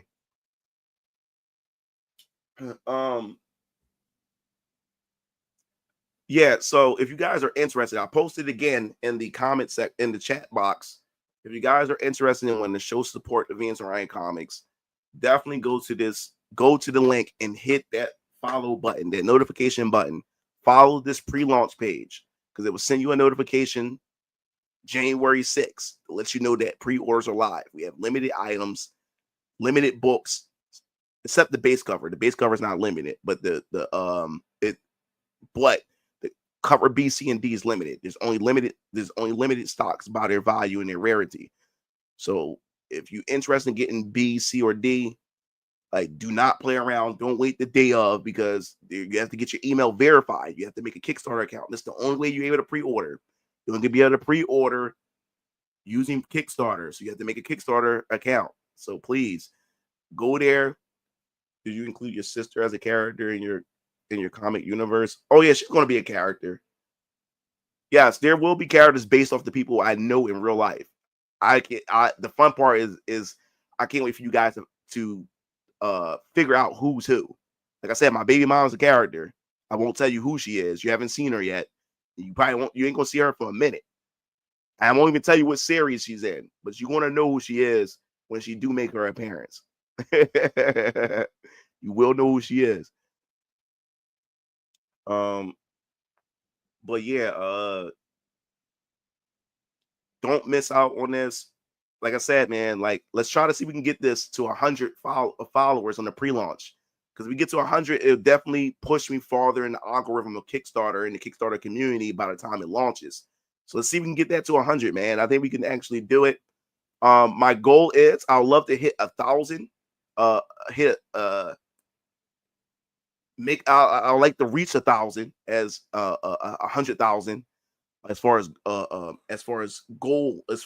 goals are concerned, 100,000 or more. If I could make $100,000 or more, that would be awesome. Because if you do reach 100,000, my goal is to do a fully animated trailer, a 1:30-second trailer of the first arc of the entire arc. It's going to be a trailer that teases everything. It's not going to spoil things, but you're going to see a lot of characters. It's going to be professionally voiced and everything. So if we can get 100K or more, there will definitely be a trailer. There will definitely be a trailer. Yeah, I like Fire Emblem. I got my first Fire Emblem game was Fire Emblem Path of Radiance, and then was it Radiant Dawn? It was Radiant Dawn on the Wii. And then I bought Fire Emblem Engage. I haven't played that yet. I haven't opened that. I can't spoil that. I cannot spoil that. But she's definitely a character, and you'll know she's been drawing up nice too. Yeah, she's been drawing up real nice. So you'll probably figure it out once she does make her appearance. I can't tell you where she's going to appear and stuff like that. But yes, there are people based after my exes. People are based after my friends. Some other female lovers that I encountered in my life, and people who were once my friends and backstab me. They're gonna be scattered all throughout the universe via Strikingkots comic series. So they won't be all in VK. They're gonna be scattered in different books and stuff like that. So it'd be fun to see if you guys can figure out who are real based off of real people, or some of them, or if they won't, or some of them won't even look like. Some of my characters look like some of the people in my real life, and then got some characters who are based off of people I know in real life by their personality. So some of them going to have the personality of some of the people I know in real life. So yeah, definitely. So definitely stay tuned for that. But you'll definitely gonna know who my baby mom is at some point. She haven't been revealed yet, but you're gonna probably be able to figure out who's my baby mom. And when she does make her appearance. All I'm gonna say is this. My baby mom, I'll just tell you that she's going to be in VK. I'll just leave it at that. So she hasn't been revealed yet. It's going to be a while before she's revealed. But when she does come up, hopefully you'll be able to find out which character she is. So that's going to be a fun part. So yeah, that pretty much wraps the stream tonight. I hope you guys enjoyed the stream. I think we're gonna be streaming again Wednesday. I'll be back again on Wednesday to do another stream with you guys, and we just chill, talk about other things within the gaming industry, and talk more about Beans and Ryan Comics. And like I said, January 6th, man, is the launch. So I'm gonna keep going to drum up some hype for this launch and stuff. But I hope you guys have a good night, and I'll see you game fiends later, man. Peace out.